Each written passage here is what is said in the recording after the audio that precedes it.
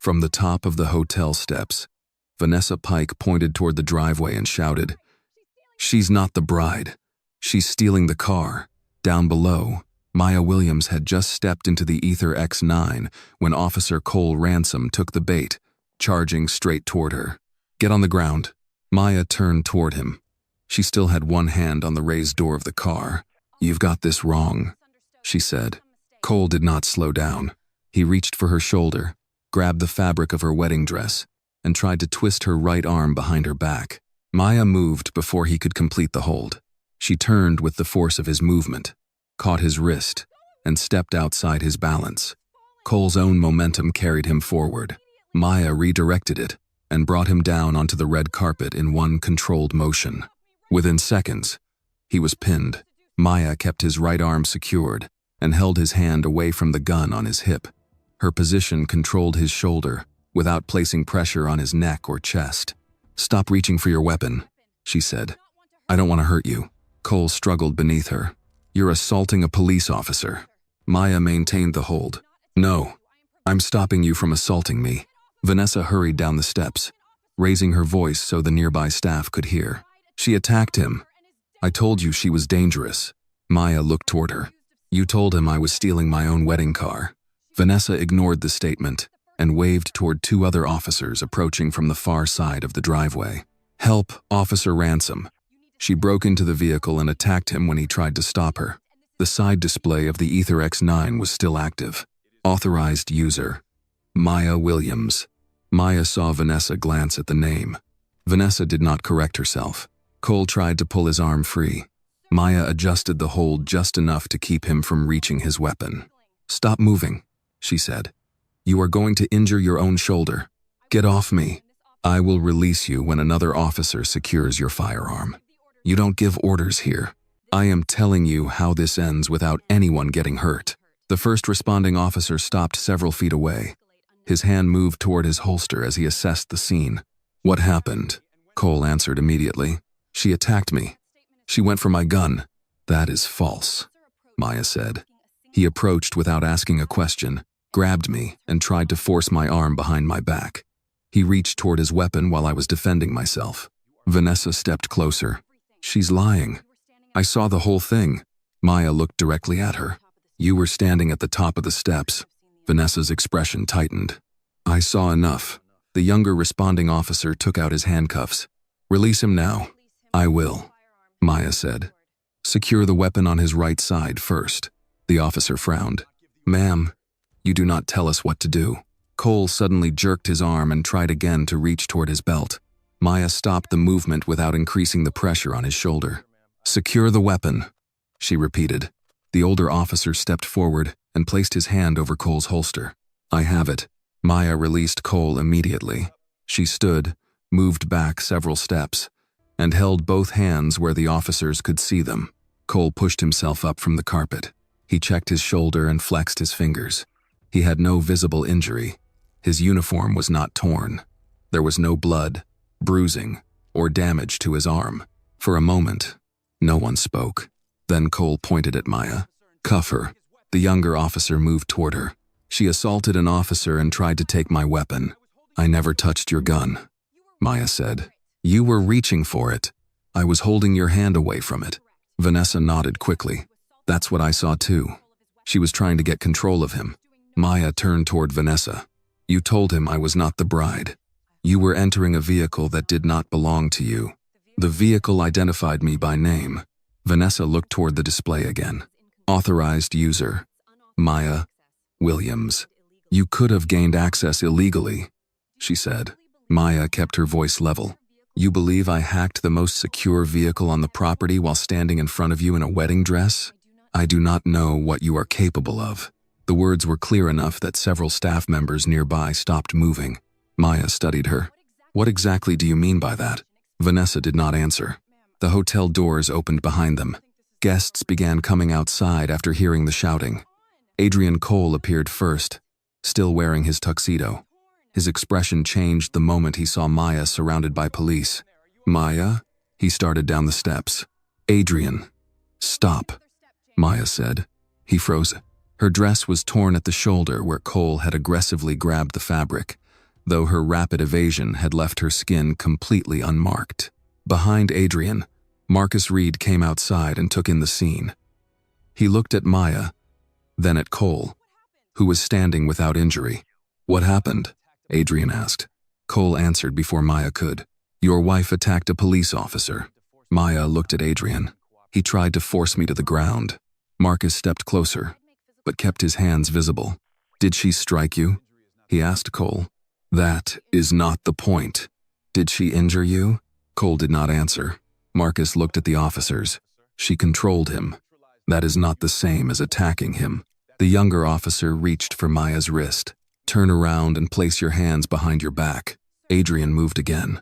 Maya stopped him with a look. She faced the officer. "Before you restrain me, document Officer Ransom's condition. He has no injuries. Photograph my shoulder and the damage to my dress. Separate him from Miss Pike before taking their statements.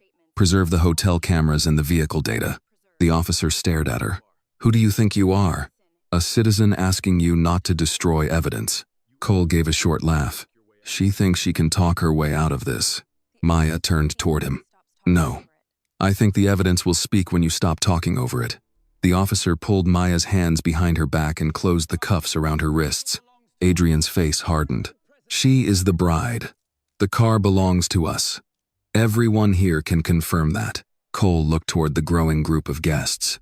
"Then they can give statements at the station." Near the Aether X9, a small green light continued to blink. The vehicle had already confirmed Maya's identity. Its cameras had captured Cole's approach, his first contact, and the exact movement of Maya's defense. The data had also begun transferring to secure servers outside the hotel. No one in the driveway understood yet how far the record had already traveled. Cole adjusted his uniform and stepped close enough for Maya to hear his low, threatening voice. "You just threw your life away.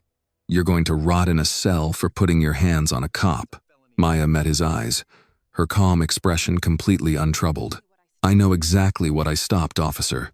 And I know exactly what you just started." Cole had not suffered a single injury, but as Maya stood in handcuffs beside her own wedding car, he had already begun creating a report in which she had been the threat from the beginning. The younger officer tightened the handcuffs and guided Maya away from the Aether X9. "Easy," Adrian said. "You're pulling her arms too high. Stay back, sir." "She isn't resisting." Cole stepped between Adrian and Maya.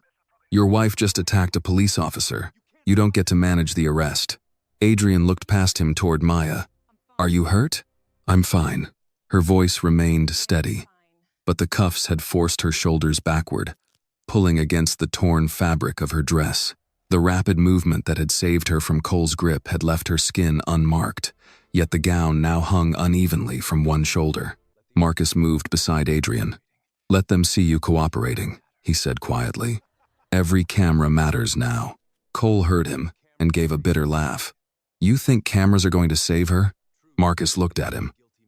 "I think the truth usually makes guilty men nervous." The older responding officer stepped between them before Cole could answer. "Everyone needs to calm down. We'll take statements and sort this out."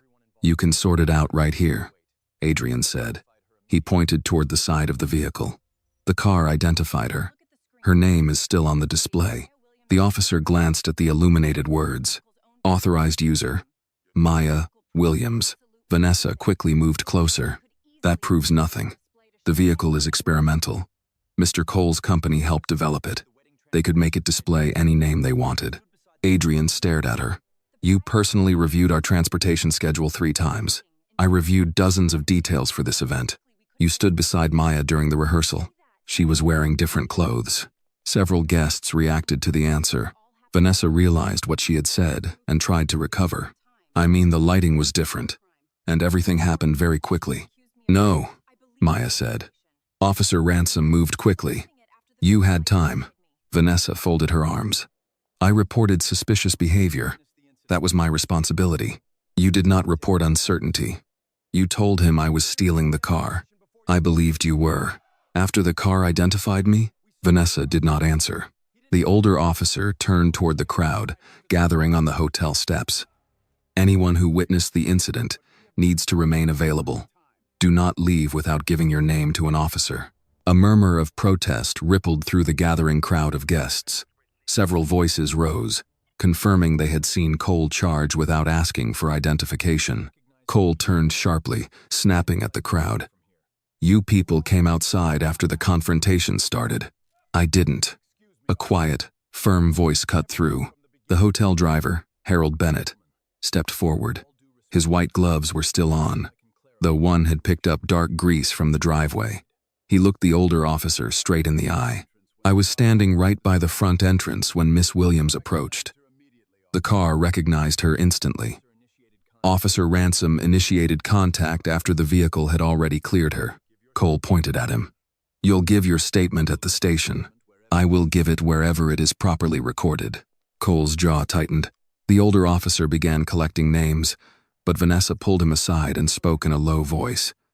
Maya could not hear every word, yet she caught enough. Hotel reputation, private property, possible coordinated theft. Vanessa was no longer describing what she had seen. She was building a reason for what she had already caused. Lily Carter stood near the equipment table at the top of the steps. She had watched Vanessa approach Cole before the shouting began. She had also seen Maya touch the biometric panel and open the car without difficulty. Lily wanted to speak, but Vanessa's warning glance reached her before she could move. There would be consequences for contradicting the hotel's senior events director. Lily needed the job. Tuition was due in less than 3 weeks.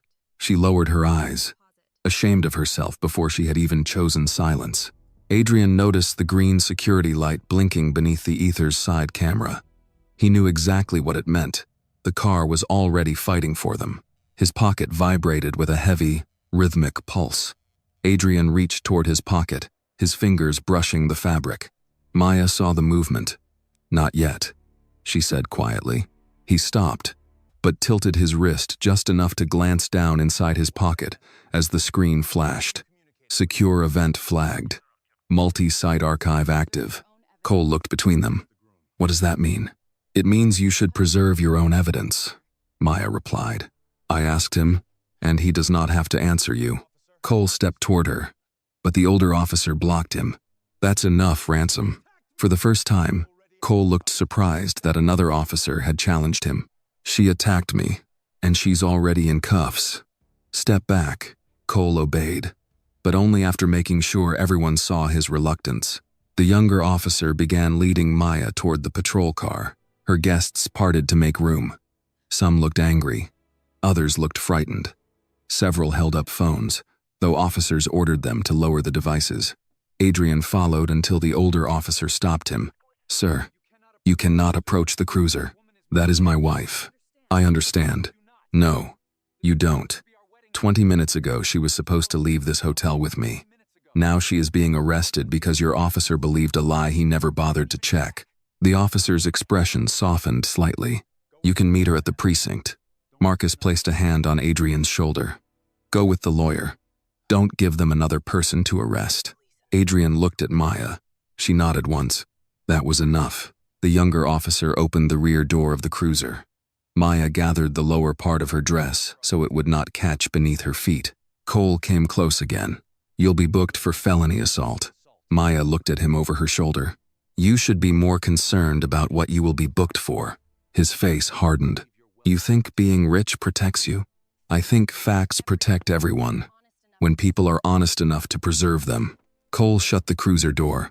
Inside the vehicle, Maya sat against the hard plastic seat. Her dress filled the narrow space around her knees. The cuffs pressed her wedding ring against her finger. Through the window, she watched Adrian stand beside Marcus beneath the hotel lights. Vanessa was already speaking to another officer. Cole was speaking to no one. He stood alone, touching his shoulder and rehearsing his version of the night. Maya lowered her eyes to her ring. This was supposed to have been the first quiet hour of her marriage. Instead, she was being taken to a police station while the man who had attacked her was being allowed to decide how the story began. If you feel for Maya, a bride being taken away in handcuffs while the man who attacked her is allowed to control the story, please give this video a like to show your support for her. And tell us in the comments where you're watching from. You never know, someone near you may be watching Maya's story right alongside you. Outside, the Aether X9 remained parked beside the red carpet.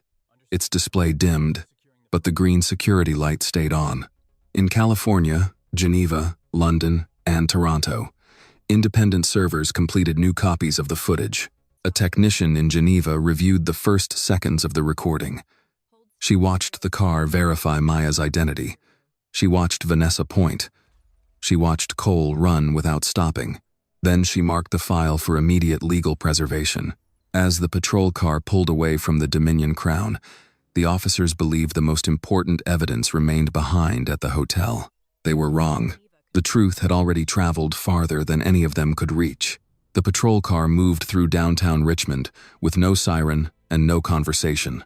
Maya sat in the rear seat, her hands cuffed behind her. The fabric of her wedding dress gathered around her knees. Streetlights passed across the window. Restaurants were closing. Couples walked toward parking garages. A group of older guests stood outside a theater, laughing beneath the marquee. Maya watched them disappear behind the cruiser. She should have been beside Adrian in the Aether X9, heading toward the hotel where they planned to spend their wedding night.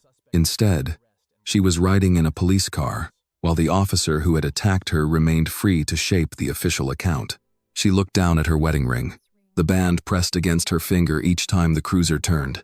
A few hours earlier, Adrian had placed it there and promised that he would stand beside her. Now he was being forced to follow at a distance. Maya closed her eyes for a moment. She would not let humiliation become panic. She would not let anger make decisions for her. Most of all, she would not let Cole's report become the only record of what had happened. At the Dominion Crown, Officer Ransom stood near the entrance, with his phone pressed to his ear. Deputy Chief Raymond Voss answered after the second ring. "This better be important. I've got a situation," Cole said. Voss heard traffic and voices in the background. "What kind of situation?" "A woman attacked me outside a hotel. Are you injured?"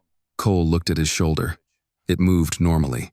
He had already checked his arm twice and found nothing wrong. "She used some kind of martial arts hold." "That wasn't my question." "No, I'm not injured." Voss was silent for a moment. "Was your body camera running?" Cole looked toward the patrol cars. "It had a problem?" "What kind of problem?" "The kind where there won't be useful footage." Voss exhaled slowly. "Start from the beginning." Cole lowered his voice. "The hotel manager reported someone trying to steal a prototype supercar. I approached. The woman refused commands, turned on me, and went for my weapon. Did she touch the gun? She controlled my arm. That is not the same thing. She was trying to get access. Can you prove that?" Cole said nothing. Voss understood. "Then the first report becomes the truth," he said. "Make sure yours is first." Cole glanced at Vanessa. She stood near the hotel doors, speaking to another officer. "The manager will back me. Get her statement before she has time to reconsider. Use the same sequence of events. Suspicious subject, lawful command, sudden attack, attempted access to your weapon. What about the car? What about it? It had cameras. Every luxury car has cameras. We'll request the footage. The husband's company built it. Then we say the data can be manipulated." Cole relaxed slightly. Voss continued. "Do not exaggerate your injuries if there aren't any. That creates problems. Say you believed serious harm was imminent." Cole looked toward the road where the cruiser carrying Maya had disappeared. "She said she works in law." "Lawyer? Maybe. She talks like one. Then be careful. Don't speak to her again without witnesses." Cole's mouth tightened. "She embarrassed me in front of half the hotel. This is not about your pride." "It didn't feel that way." "Monday is already dangerous enough," Voss said. "I'm not letting some rich bride become another problem." Cole heard the change in his tone. Monday meant the hearing. It meant the old complaints. It meant the judge whose name had been appearing in every legal memo for weeks. M.L. Williams. Cole had never met the judge. He had been told only that Williams was strict, experienced, and difficult to influence. He assumed the person was an older man. "What do you want me to do?" Cole asked. "Write the report. Get the manager's statement. Let the union handle the press." Voss ended the call. Inside the hotel, Adrian stood beside the Aether X9 while Marcus spoke with several witnesses. Adrian's phone displayed the latest security notice. Multi-site archive complete. He opened the technical summary. 5 independent servers had received the footage. The system had captured Cole's approach, his first contact with Maya, the position of his hand near his weapon, and Maya's controlled response. Adrian could have sent the video to every major news network within minutes. His thumb rested over the share command. Marcus noticed. She told you to wait.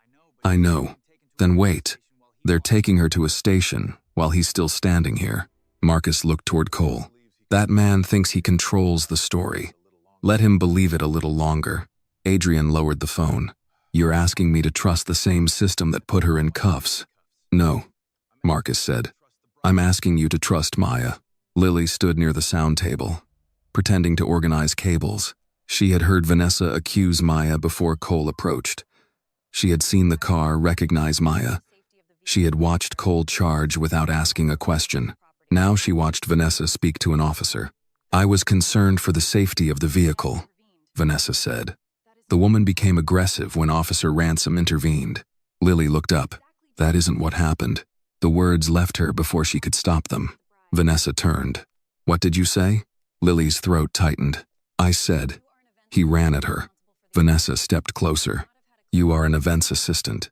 You were managing audio equipment. You did not have a clear view. I was standing right there. You were distracted. I heard you tell him she wasn't the bride. Vanessa's expression hardened.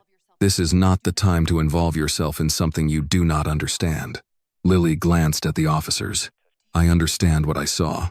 Vanessa lowered her voice. You need this job, don't you? Lily did not answer. Tuition is due soon. You told payroll that yourself. The warning was clear. Vanessa continued. Give the police your name if they ask. Beyond that, keep your opinions to yourself. She walked away. Lily stared at the equipment table. A small portable recorder was still connected to the secondary microphone used for the couple's departure music. Its indicator light showed that it had remained active through the confrontation. Lily reached toward it, then stopped when an officer looked in her direction. She quietly switched it off and placed it inside the equipment case. At the precinct, the cruiser entered a secured garage. The younger officer opened the rear door. Maya stepped out carefully, keeping the hem of her dress from catching on the metal frame. Inside, fluorescent lights replaced the warm lights of the hotel.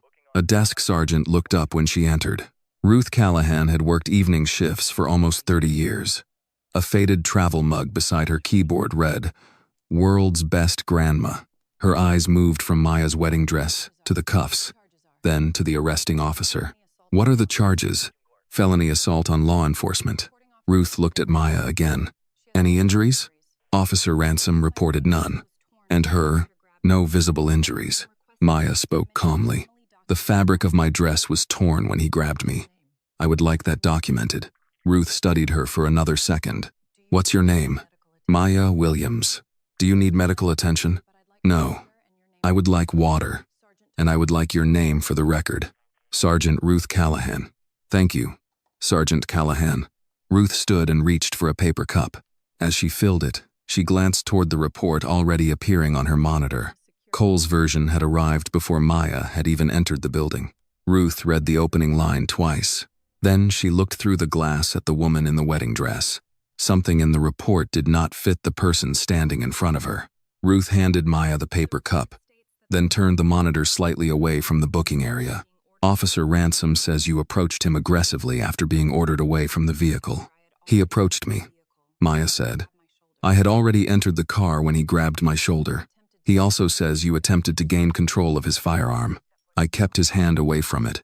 Ruth glanced at the cuffs around Maya's wrists. Did you ever touch the weapon? No. Did you strike him? No. Kick him? No. Threaten him? No. Ruth looked back at the report. He claims he feared serious bodily harm. He stood up without an injury. That part isn't in here.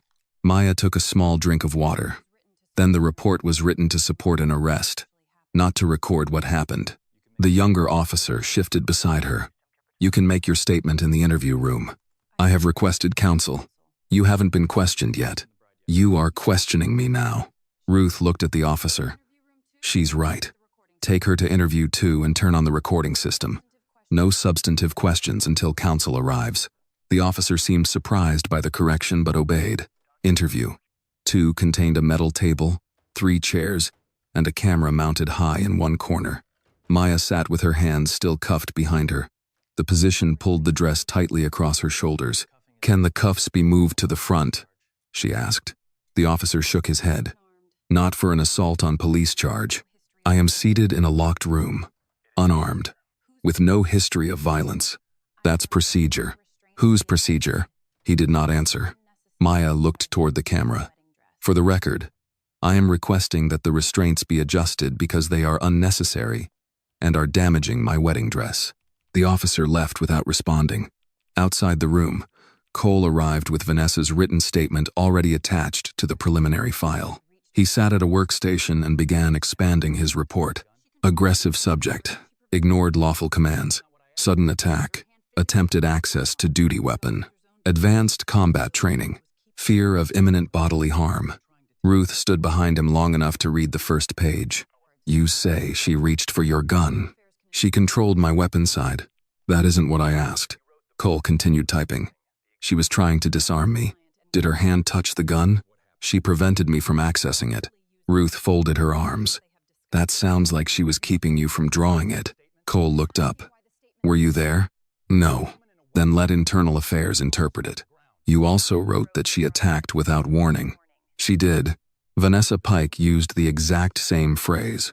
Cole's fingers stopped over the keyboard. Ruth continued. "Violently non-compliant without warning. Word for word. That's what happened. Two people usually don't describe the same event with identical language unless they've discussed it." Cole leaned back. "Are you accusing me of coordinating statements?" "I'm asking why the statements match. You should be asking why a woman in a wedding dress knows how to put a trained officer on the ground." Ruth's expression did not change. "Maybe because the trained officer gave her a reason." Cole stood. "You need to remember who you're talking to. I've worn this uniform longer than you've been an adult. I remember exactly who I'm talking to." Before Cole could answer, his phone vibrated. He checked the screen and walked toward an empty hallway. Raymond Voss answered immediately. "Is the report done?" "Almost. Almost is not done. The desk sergeant is asking questions." "Which sergeant?" "Kalanen." Voss paused. "She's old school. She documents everything. She thinks the statements look coordinated. Then stop talking to her. Submit the report before she adds anything else to the file." Cole lowered his voice. "The bride asked for a lawyer." "Good. That limits what she can say. She knows procedure. So do thousands of attorneys. She might be more than an attorney." Voss sounded impatient. "Did she give a title?" "No." "Then don't invent one for her. We have enough trouble coming Monday." Cole glanced toward the interview room hallway. "What do you want done with the car footage?" "Get a preservation request into the system. Then move for seizure. Her husband's company controls it, which gives us grounds to challenge authenticity. What if the footage is clear? Then we make the story about her training.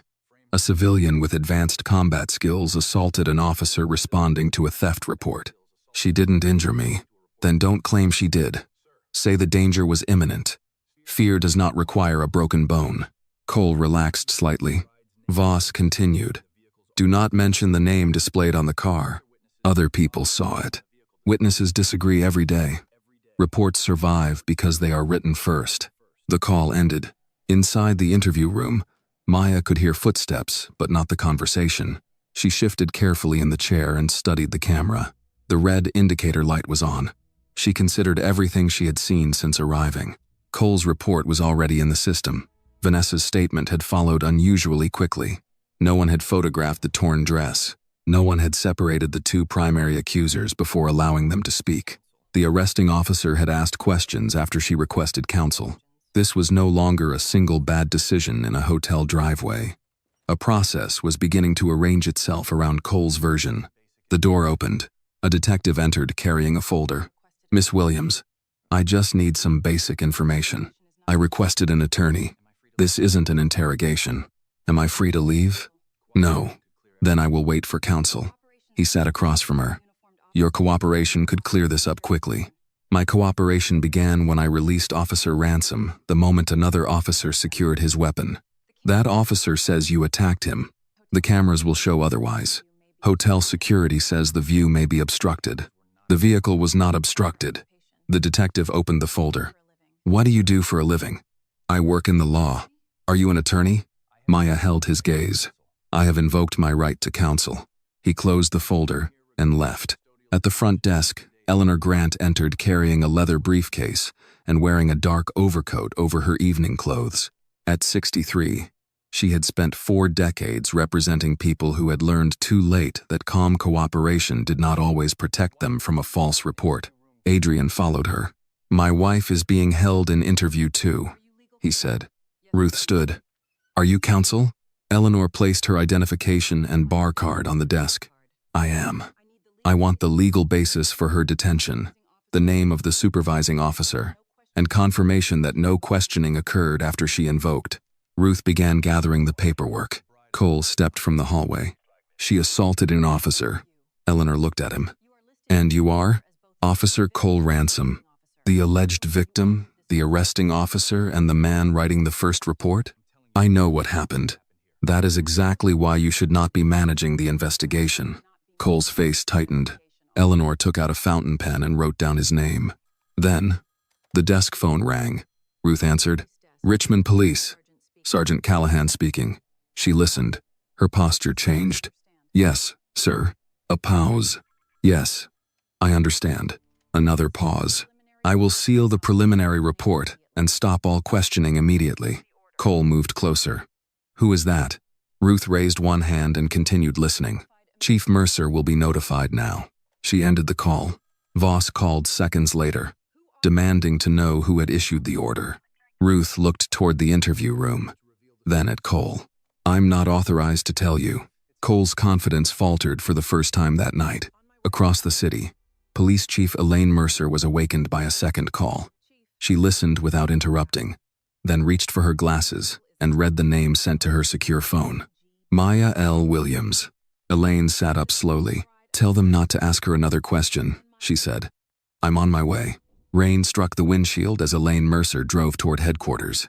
She had left home in a dark overcoat thrown over her clothes, her hair still damp from the few seconds she had spent washing sleep from her face. The secure message on her phone remained open beside the steering wheel. Maya L. Williams. Elaine had met her twice at judicial conferences and once during a closed meeting on police accountability. Maya had been younger than nearly everyone in the room, but no one had mistaken her calm for inexperience after she began asking questions. Elaine also knew that Maya did not exaggerate. If she had been brought into a station in handcuffs on her wedding night, something had gone badly wrong. By the time Elaine reached the precinct, Eleanor Grant had already been allowed into interview 2. The attorney stood beside Maya, rather than sitting across from her.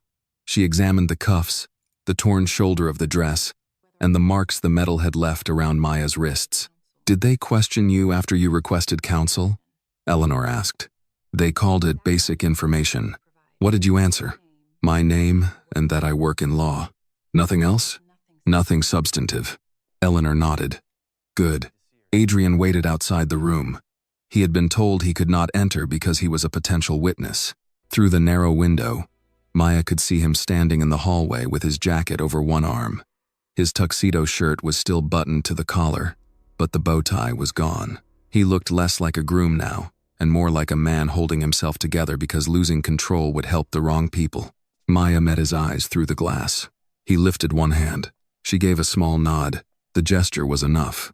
At the front desk, Cole stood beside a union representative who had arrived before the chief.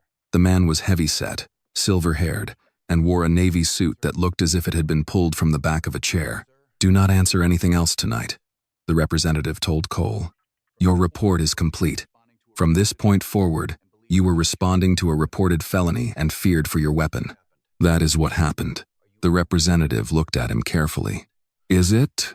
Cole's expression changed. The man lowered his voice. I am not asking because I care about your pride. I am asking because cameras make liars expensive. Cole glanced toward the interview rooms. The hotel footage is obstructed. What about the car? Corporate system. We can challenge it. And the woman? She says she works in law. The representative straightened his tie. Everybody in Richmond says they work in law when they get arrested. The front doors opened. Elaine Mercer entered without removing her coat. Conversation stopped. She did not address Cole. She did not greet the union representative. She walked directly to Ruth Callahan. Where is she? Interview 2. Has the room recording been preserved? Yes, Chief. Cole's report? Sealed after the call. Vanessa Pike's statement? Attached to the preliminary file. Were they allowed to speak before giving statements? Ruth hesitated. They were at the same scene. Officer Ransom also called someone before arriving. Elaine's jaw tightened. Who? I do not know. Cole stepped forward. Chief, I can explain what happened. Elaine turned toward him for the first time. You will explain it to Internal Affairs with counsel present.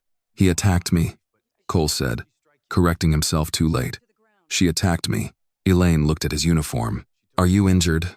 No. But did she strike you? She took me to the ground. That was not my question. Cole's face hardened. She went for my gun. Did she touch it? She controlled my arm. Elaine held his gaze. So she did not touch your weapon. Cole looked toward the union representative, but the man did not intervene. Elaine continued. Turn over your body camera, radio log, phone, and written notes. My phone is personal. It was used during an active incident. Preserve it now. If you delete anything, I will treat it as evidence tampering. Cole's confidence began to weaken. Chief, you are acting like I did something wrong. I am acting like a citizen was arrested on conflicting statements, and the primary officer appears to have controlled the investigation. She is not just a citizen, Cole said. Someone called in for her. Elaine's expression changed slightly. That statement tells me more about you than it does about her. She moved toward interview 2. Eleanor opened the door when Elaine approached. The chief stopped at the threshold. Maya was still seated with her hands behind her. The white dress had lost its shape where the cuffs pulled her shoulders back. A torn section of fabric hung from one side, but her posture remained straight. Elaine looked at the restraints. Remove them. The officer standing near the wall hesitated. Chief, she is booked on felony assault. Remove them. The officer stepped forward and unlocked the cuffs. Maya brought her hands in front of her slowly. Red lines circled both wrists. She flexed her fingers once, then rested her hands on the table. Elaine entered. For a moment, neither woman spoke. Then Elaine said, Judge Williams, I am deeply sorry this was allowed to go this far. Outside the room, Cole went still. The union representative turned toward him. Adrian closed his eyes for a brief second. Ruth looked down at the desk. Though relief passed across her face, Maya did not react with satisfaction. She looked at Elaine with the same controlled expression she had worn since arriving. My title does not prove my account, she said. Preserve the evidence. We will. Officer Ransom and Miss Pike should be interviewed separately. They will be. The vehicle data must not enter Deputy Chief Voss's chain of custody. Elaine paused. Why do you say that? Because Officer Ransom called someone before his report was submitted. The language in his statement and Miss Pike's statement appears coordinated. Someone also tried to move quickly against the vehicle. Elaine glanced toward Eleanor. Do you have evidence of that? Not yet, Maya said. That is why preservation matters. Elaine nodded. You are being released. Officer Ransom will be removed from patrol pending review. Internal Affairs will take over. Maya rose. I do not want special treatment. This is not special treatment. Then, make sure the next woman in that chair receives the same caution before anyone learns what she does for a living. Elaine accepted the rebuke without defending herself. You are right. Outside, Cole had already moved to the far end of the hallway and called Voss. They released her. On whose authority? The chief's. Why? Cole lowered his voice. She is a judge. There was silence on the line. What kind of judge? Local, I think. Maya Williams. Voss took several seconds before answering. A local judge is a public relations problem. Monday's judge is the legal problem. Keep them separate. Cole looked back toward Maya as she emerged from the interview room. Eleanor walked beside her. Adrian crossed the hallway and placed his jacket over her shoulders. Maya looked nothing like the dangerous subject in Cole's report. That only made him resent her more. Outside the station, the rain had weakened to a fine mist. Adrian handed Maya a cup of black coffee from the vending machine. She took one sip and made a face. "That bad?" he asked. "Worse than the arrest." For the first time that night, Adrian almost smiled. Then he asked, "Do you want me to release the footage?" Maya looked back through the glass doors. Cole stood inside, speaking to the union representative. Ruth was sealing documents. Elaine was already issuing orders. "Not yet," Maya said. Adrian studied her. "Why?" "Because they still believe they control the record." She handed the coffee back to him. "Let them finish telling us who they are." Sunday morning arrived before either Maya or Adrian had slept. The townhouse in Church Hill was quiet, except for the low sound of the television in the living room. Adrian stood near the window with his phone in one hand and the remote in the other. Maya sat at the kitchen table wearing one of his shirts over a pair of gray sweatpants. Her wedding dress hung across two chairs nearby, the torn shoulder clearly visible. On the television, a reporter stood outside the Dominion Crown.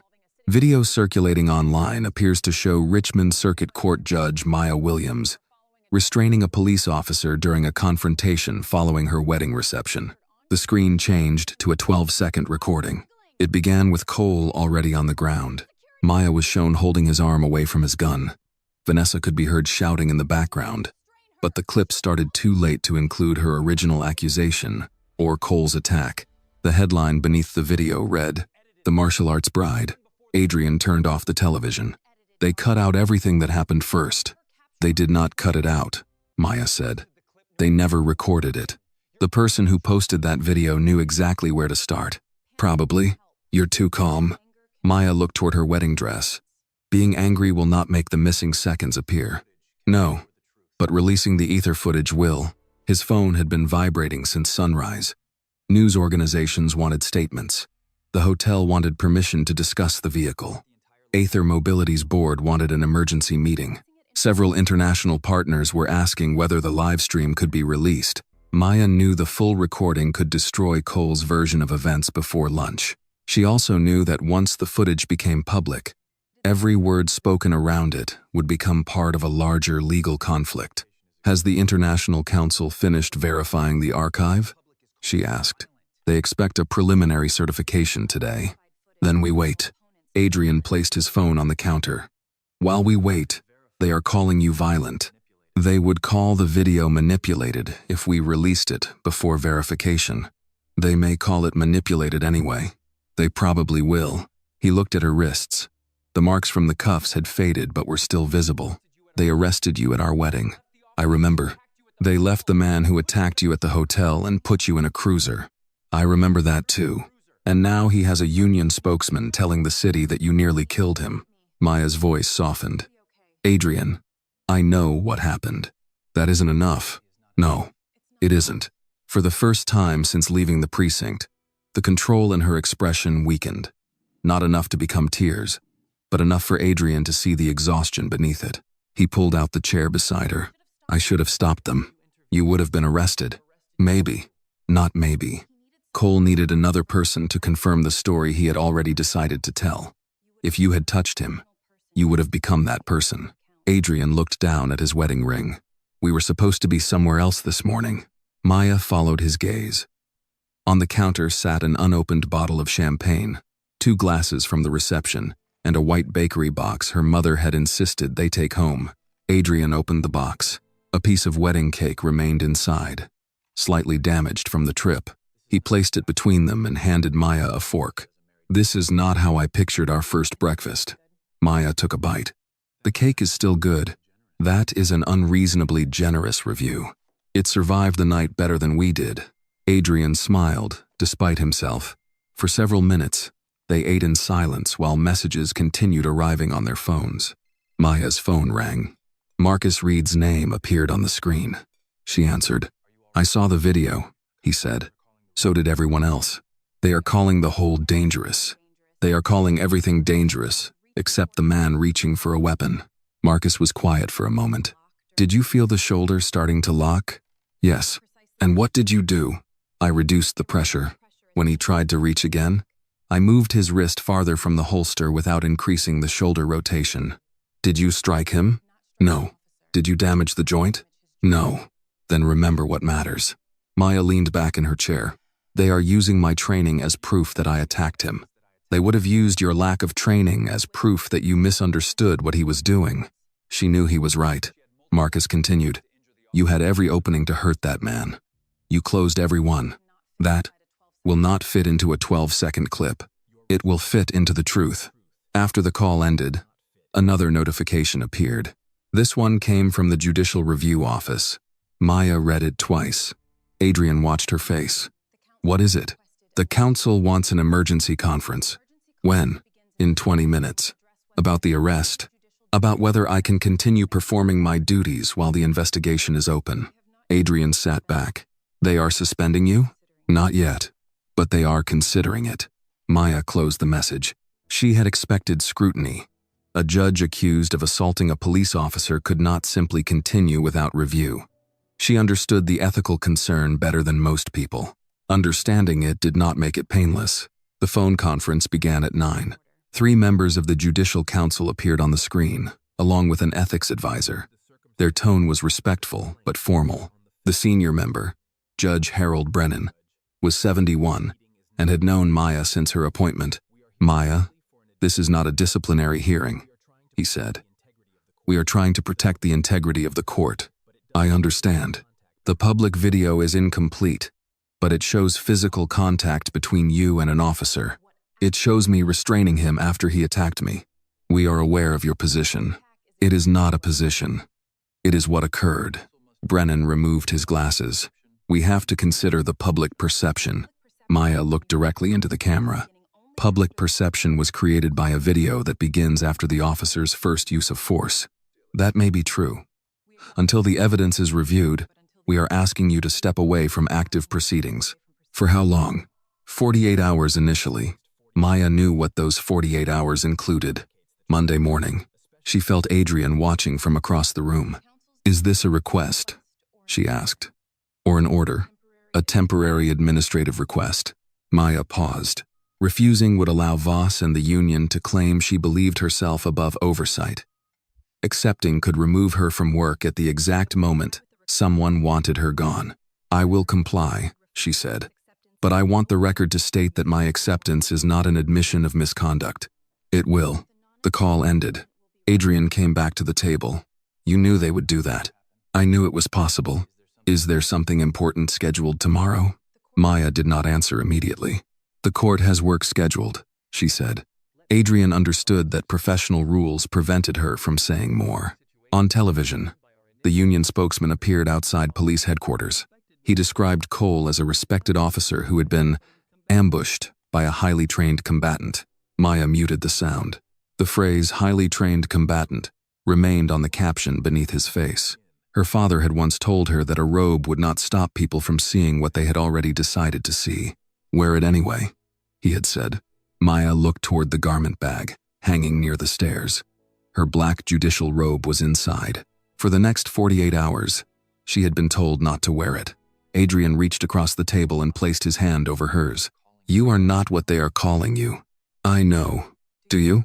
She looked at the damaged wedding dress, the muted television, and the notice suspending her from the work she had spent years earning the right to perform. Then she looked back at him. "I know what I did," she said. "Now we find out how many people benefit from pretending otherwise." Deputy Chief Raymond Voss arrived at police headquarters shortly after 10 on Sunday morning. He entered through the private garage and took the elevator directly to the 5th floor, avoiding the reporters gathered near the main entrance. By the time he reached his office, 3 television stations were already repeating the phrase, "martial arts bride," and the police union had scheduled an afternoon press conference. Cole Ransom was waiting inside with union attorney Frank Donnelly. Cole had changed out of his uniform and into a dark polo shirt. Without the badge and duty belt, he appeared smaller, but the resentment in his face had not changed. Voss closed the door. "The bride is noise," he said. "Monday is the threat." Cole leaned forward. "She is a judge. A circuit court judge caught in a public controversy. That makes her easier to isolate, not harder. She could come after me. Not if she is suspended." Frank Donnelly opened the folder on his lap. The Judicial Council placed her on temporary administrative leave this morning. 48 hours. Cole's shoulders relaxed. Voss remained standing. "Do not celebrate," We still have the hearing tomorrow. Donnelly removed another file from his briefcase and placed it on the desk. Commonwealth of Virginia versus Cole Ransom. The case had begun with a traffic stop involving Anthony Brooks, a 43-year-old delivery driver. Cole had claimed Anthony resisted a lawful search and reached beneath his seat. A nearby business camera showed Anthony keeping both hands on the steering wheel until Cole pulled him from the van. The footage had disappeared from the original police file. A copy later surfaced through the store owner's insurance company. Once investigators began examining the case, they found inconsistencies in Cole's report, missing body camera data, and messages showing that witnesses had been contacted before giving official statements. The hearing scheduled for Monday would determine whether the case moved forward with the disputed evidence included. Cole looked at the file. Judge Williams was already hostile to us. You have never met Judge Williams, Donnelly said. I read the rulings. You read the summaries Voss gave you. Cole glanced at the deputy chief. Voss ignored the remark. The documents identified the presiding judge as M. L. Williams. No photograph appeared in the copies Cole had received. He had heard prosecutors refer to Williams in meetings and imagined an older man who had spent decades on the bench. Can the hearing be postponed? Cole asked. We filed for a continuance, Donnelly said. Denied. What about recusal? That motion is still pending. Voss walked to the window. We built the argument that Williams has ties to civil rights organizations and has shown bias against police testimony. Donnelly frowned. Attending public legal conferences is not evidence of bias. It does not need to prove bias, Voss said. It needs to create enough concern for the administrative judges to replace Williams. Cole rubbed his hands together. And if they don't, then we attack the evidence. Chain of custody, witness reliability, technical problems. The store video is clear. Clear footage still requires authentication. Donnelly closed the folder. You two keep talking as if this is a public relations problem. Anthony Brooks was pulled from his vehicle without probable cause. The report contains statements contradicted by video. If anyone altered evidence, this becomes much larger than an excessive force hearing. Voss turned from the window. Your job is to defend the officer. My job is to provide lawful representation. It is not to help anyone destroy evidence. The room became quiet. Cole looked between them. Voss finally said, No one is asking you to. Donnelly's expression showed that he did not believe him. Across town, Chief Elaine Mercer sat in a booth at Patterson's Diner with Samuel Green. Samuel was 64, broad-shouldered, and still carried himself with the posture of the Army sergeant he had once been. A faded service cap rested on the seat beside him. Elaine had ordered coffee. Samuel had ordered the meatloaf special, though he had barely touched it. You said this meeting was about Officer Ransom, he said. It is. I filed that complaint 2 years ago. I know. You sent me a letter saying there was insufficient evidence. Elaine placed a copy of the old report on the table. I am reopening the case. Samuel looked at the folder but did not touch it. Because he put his hands on a judge? Because new evidence suggests a pattern. The pattern was there when I told you. Elaine accepted the words without interruption. Samuel continued. I was waiting outside a clinic for my sister. Cole pulled up and asked what I was doing in that neighborhood. I showed him my license. He still ordered me out. The waitress approached with a coffee pot. Refill, Chief. Yes, thank you. She filled Elaine's cup and moved away. Samuel looked toward the window. When I asked why I was being detained, he said I was becoming aggressive. Then he pulled me from the car. Was his body camera active? It was active when he walked up. Somehow, it stopped before he opened my door. Elaine already knew that. The technical report had called it an equipment malfunction. Did anyone witness it? My sister came out after I was on the ground. Cole said. I reached for him, and the complaint was closed. Samuel finally looked at her. A man can survive being thrown against a car. What stays with him is the day everybody decided the uniform mattered more than his word. Elaine lowered her eyes to the file. I should have done more. Yes. There was no anger in Samuel's answer. That made it harder to hear. Elaine slid a new consent form across the table. I would like permission for an independent investigator to contact you. The review will be outside Deputy Chief Voss's chain of command. Samuel studied her. You think Voss buried it? I think he approved too many closures involving the same officer. That is not an answer. It is the most complete answer I can give before the records are secured. Samuel picked up the pen. Then secure them before someone learns you are looking. By noon, Elaine had ordered 6 files removed from ordinary departmental access. Rosa Martinez, 46, had reported an illegal vehicle search after leaving a hospital night shift. Jamal Price, 39, had been handcuffed while opening the school where he worked. Denise Harper, 58, had been pushed to the pavement after asking why her adult brother was being detained. Malik Thompson, 24, had accepted a minor plea after Cole threatened him with more serious charges. Anthony Brooks remained the central complainant in Monday's case. Each file used similar language. The subject became verbally aggressive. The officer feared access to a weapon. The body camera failed during the critical moment. Deputy Chief Raymond Voss approved the final disposition. Elaine spread the reports across the conference table. 6 complaints did not read like 6 separate incidents anymore. They read like one event repeated until the department stopped noticing. Her phone rang. It was Voss. I heard you pulled archived complaints. I did. On a Sunday? Cole does not stop having a disciplinary history on weekends. You are reacting emotionally because of the judge. I am reacting to 6 reports that use nearly identical language. Complaints are often similar. So are cover stories. Voss went silent. Elaine continued. Do not access those files. Do not contact the complainants. Do not instruct anyone else to do so. Are you accusing me of misconduct? I am giving you a direct order. She ended the call. At the Dominion Crown, Lily Carter stood alone in the audio control room with the portable recorder in her hand. She had returned to collect her equipment before the hotel could inventory it. The small screen showed one file from the previous night, 52 minutes long. She connected her headphones and pressed play. At first, there was music and conversation. Then Vanessa's voice came through clearly. She's not the bride. She's stealing the car. Lily stopped breathing. She listened as Cole rushed toward Maya. She heard Maya warn him. She heard the struggle, the accusations, and Vanessa's immediate attempt to rewrite what had happened. Near the end of the recording, another voice came through Cole's phone. A man said, "Write that she attacked first.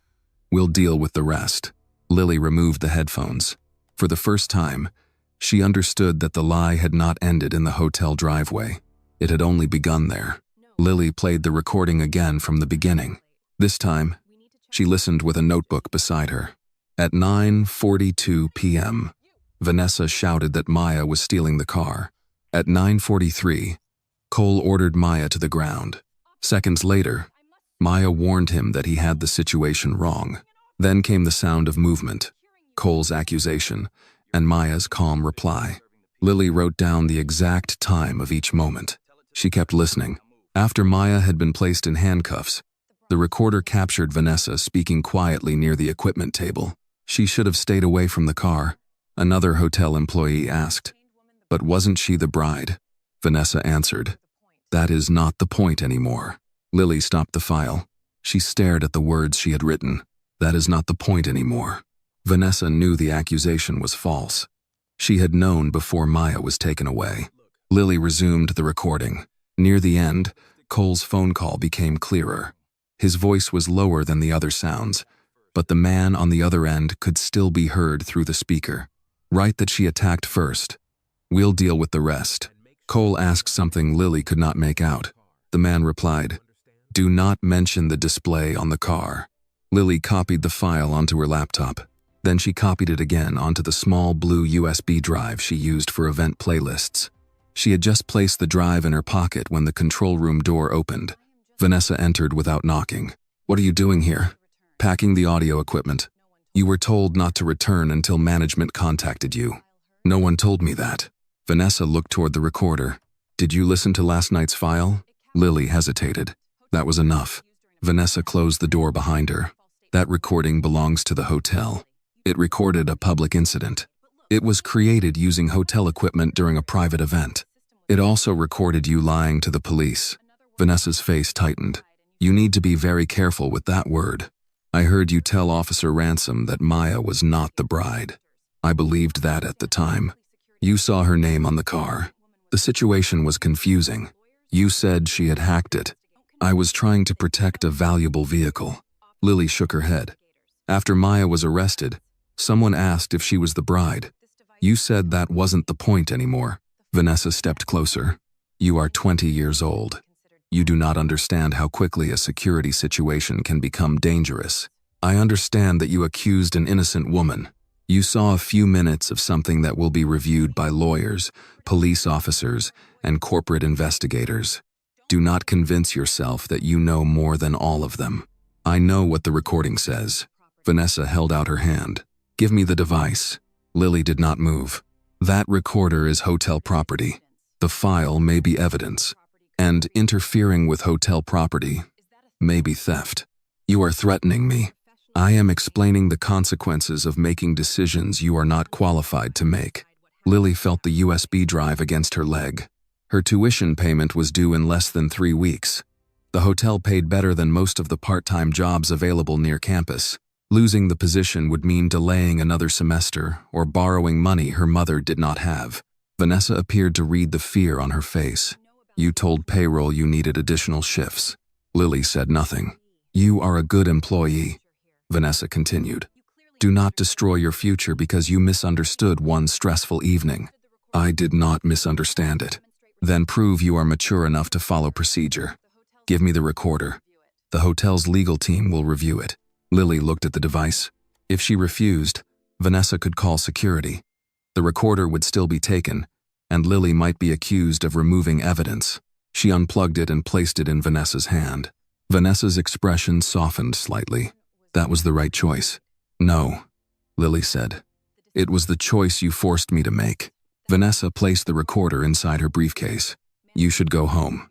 Management will contact you about your next shift. Am I suspended? You are being asked to remain available. That sounds like suspended. It sounds like you are making this harder than it needs to be. Vanessa opened the door. Lily walked past her without answering. In the hallway, she kept one hand near the blue USB drive in her pocket. Vanessa had the original device. She did not have the only copy. Outside the hotel, Lily sat in her car but did not start the engine. She opened her laptop and checked the file she had saved. It was complete. She considered sending it directly to the news. That would make it public immediately, but it could also damage the chain of custody and give Vanessa a reason to claim the recording had been altered.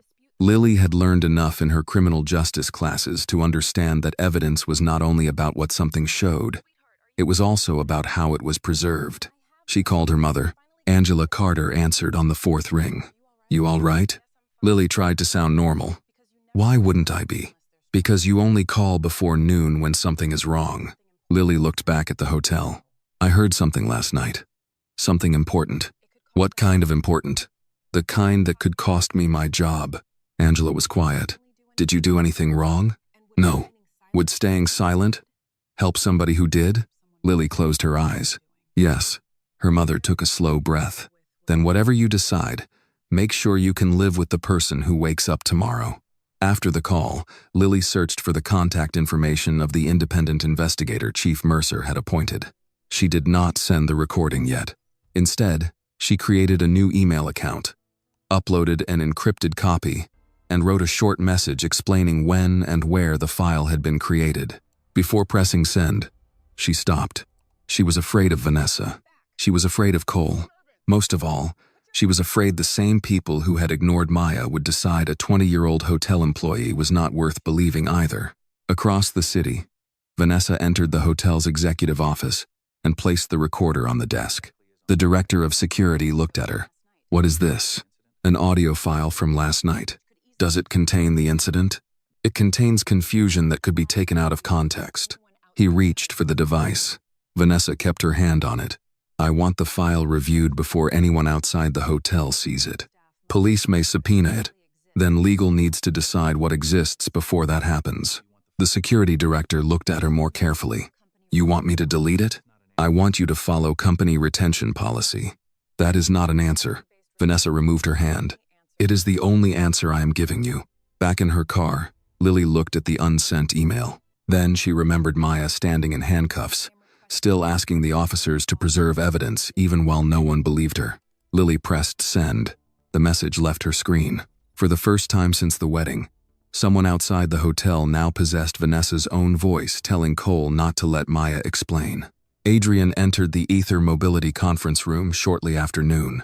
3 engineers were already waiting. A 4th participant appeared on a wall screen from Geneva, while representatives in London, Toronto, and California joined through separate secure connections. The room had been designed for product testing, not criminal evidence. Today, every display showed a different angle of the Dominion Crown driveway. Maya sat beside Adrian. She had changed into a dark blue sweater, but the faint marks from the handcuffs were still visible around her wrists. Dr. Evelyn Shaw, Aether's Director of Vehicle Safety, began the meeting. The X9 entered emergency protection mode at 9:42 p.m. Eastern Time. The trigger was a verified user being physically removed from an authorized entry position. She enlarged the vehicle's activity log before Officer Ransom reached Miss Ben. Williams, the system completed 4 confirmations: facial recognition, palm vein verification, proximity key authentication, and approval through the wedding transportation profile. The screen displayed the result. Authorized user, Maya Williams. Adrian leaned forward.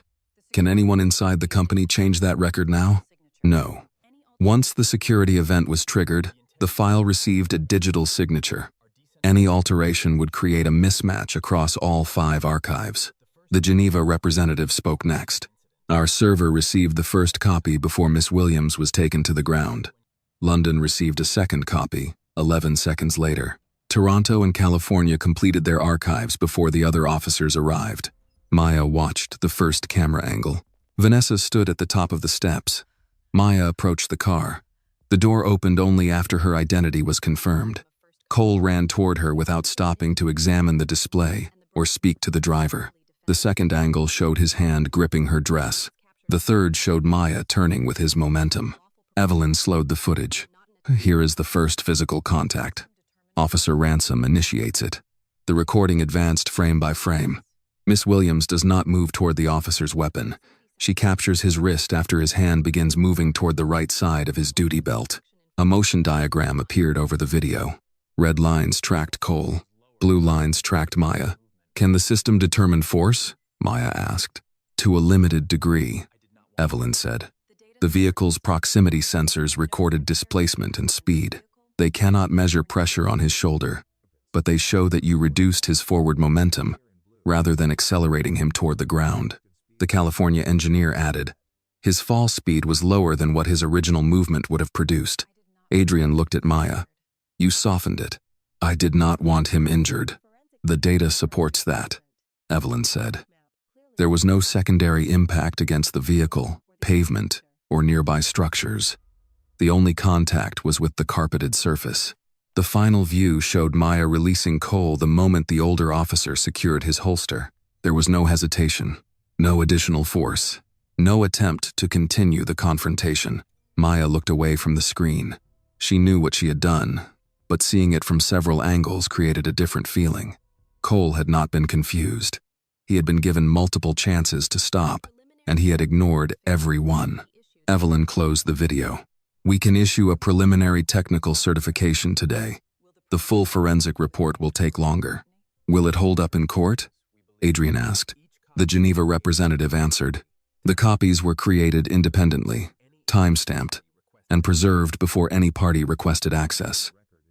From a technical standpoint, the record is unusually strong. A notification appeared on Evelyn's tablet. She read it and frowned. The Richmond Police Department has submitted an emergency request to seize the vehicle. Adrian sat back. On what grounds? They claim the X9 contains evidence related to an assault on a law enforcement officer. Maya looked at the request. Who signed it? Deputy Chief Raymond Voss. Adrian stood. He cannot take control of the only evidence that contradicts his officer. He can request it, Maya said. That does not mean he gets it.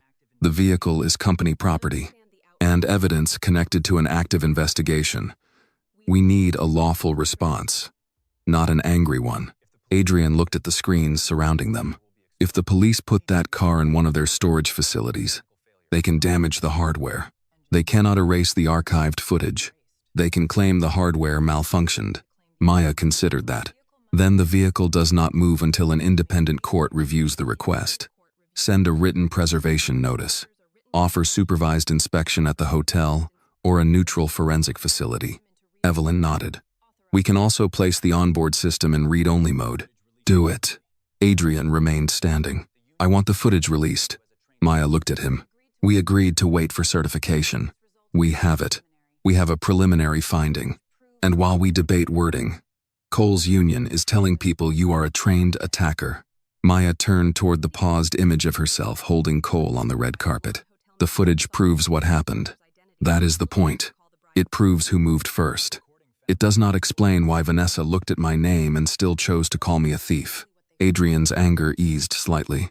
The recording Lily found may explain that. We do not know what she found. Chief Mercer's investigator contacted Aether's legal team. A hotel employee submitted an encrypted audio file. Maya looked at him. When? Less than an hour ago. Does it include the accusation? And more.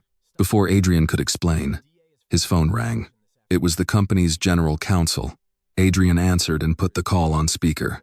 Voss is threatening to seek a warrant, the attorney said. He claims the International Archive may violate Virginia privacy law. Maya shook her head. The incident occurred in an open hotel driveway with multiple witnesses and no reasonable expectation of privacy. That is our position.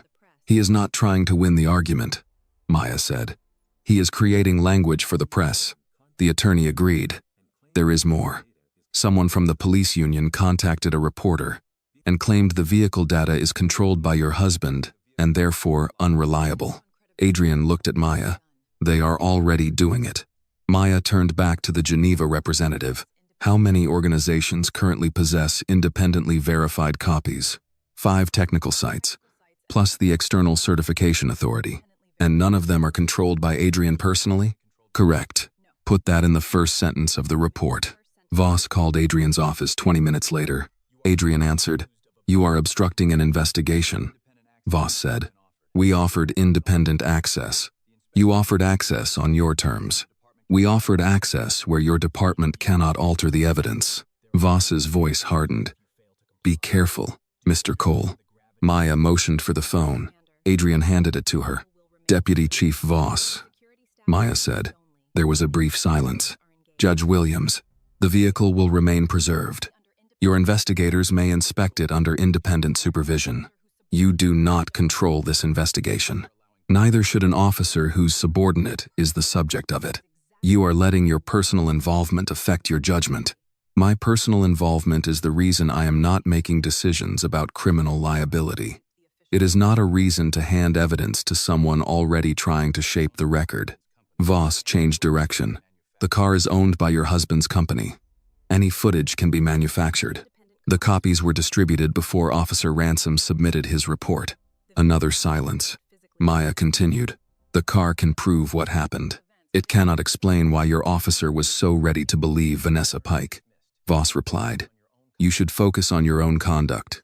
I am. She ended the call. Adrian looked at her. You just told him we have the footage. No. I told him the footage exists. He already knew that. What happens now? Maya looked at the wall of paused images. Now he attacks the technology, the company, and my training.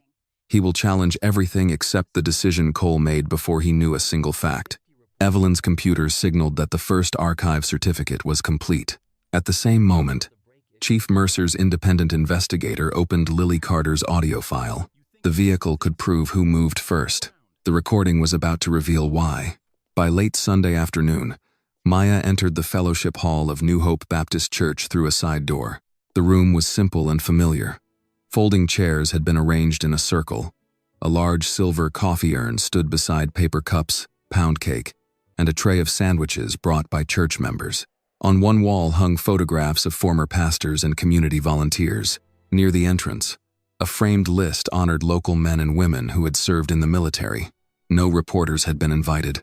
Adrian walked beside Maya, but when she reached the circle of chairs, she chose a seat among the others instead of the empty place at the front. Samuel Green was already there.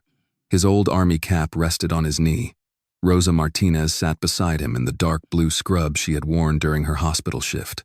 Jamal Price had brought a folder filled with letters from his school. Denise Harper held a peppermint between two fingers but had not unwrapped it. Malik Thompson sat near the coffee table, while Anthony Brooks chose the chair closest to the exit. Chief Elaine Mercer stood near the wall. No one greeted her warmly, but Samuel rose when she approached. Chief Mercer. Mr. Green. They shook hands with the careful formality of two people who had not forgotten the past. Maya waited until everyone was seated. I asked for this meeting because what happened to me at the hotel did not begin at the hotel, she said. Before we discuss what comes next, I want to hear what happened to each of you. Samuel looked toward Elaine. I already told the department. I know, Maya said. Today, I am asking you to tell the rest of us. Samuel leaned back and placed both hands on his cap. 2 years ago, I was waiting outside a medical clinic for my sister. Officer Ransom asked why I was sitting in my car. I showed him my license and explained what I was doing. He ordered me out anyway. Did he give you a reason? Adrian asked. He said the neighborhood had experienced vehicle thefts. Then he asked whether the car belonged to me. Samuel looked down at the cap in his hands. When I asked if I was being detained, he said I was becoming aggressive. He pulled me from the car and pushed me against the hood. Were you charged? Maya asked. No. They let me go. After my sister came outside. Samuel rubbed one thumb over the faded stitching on the cap. I wore this through every Veterans Day parade for 20 years. After that night, I put it in a closet. I had served the country, but one officer decided I did not belong inside my own car. Rosa spoke next. Cole had stopped her after a night shift and searched her vehicle without consent. She had been carrying food to her 78-year-old mother. He opened every bag, Rosa said. He poured soup onto the passenger seat and called it an accident. Did he find anything illegal? Maya asked. No. What did the report say? That I was nervous and gave inconsistent answers.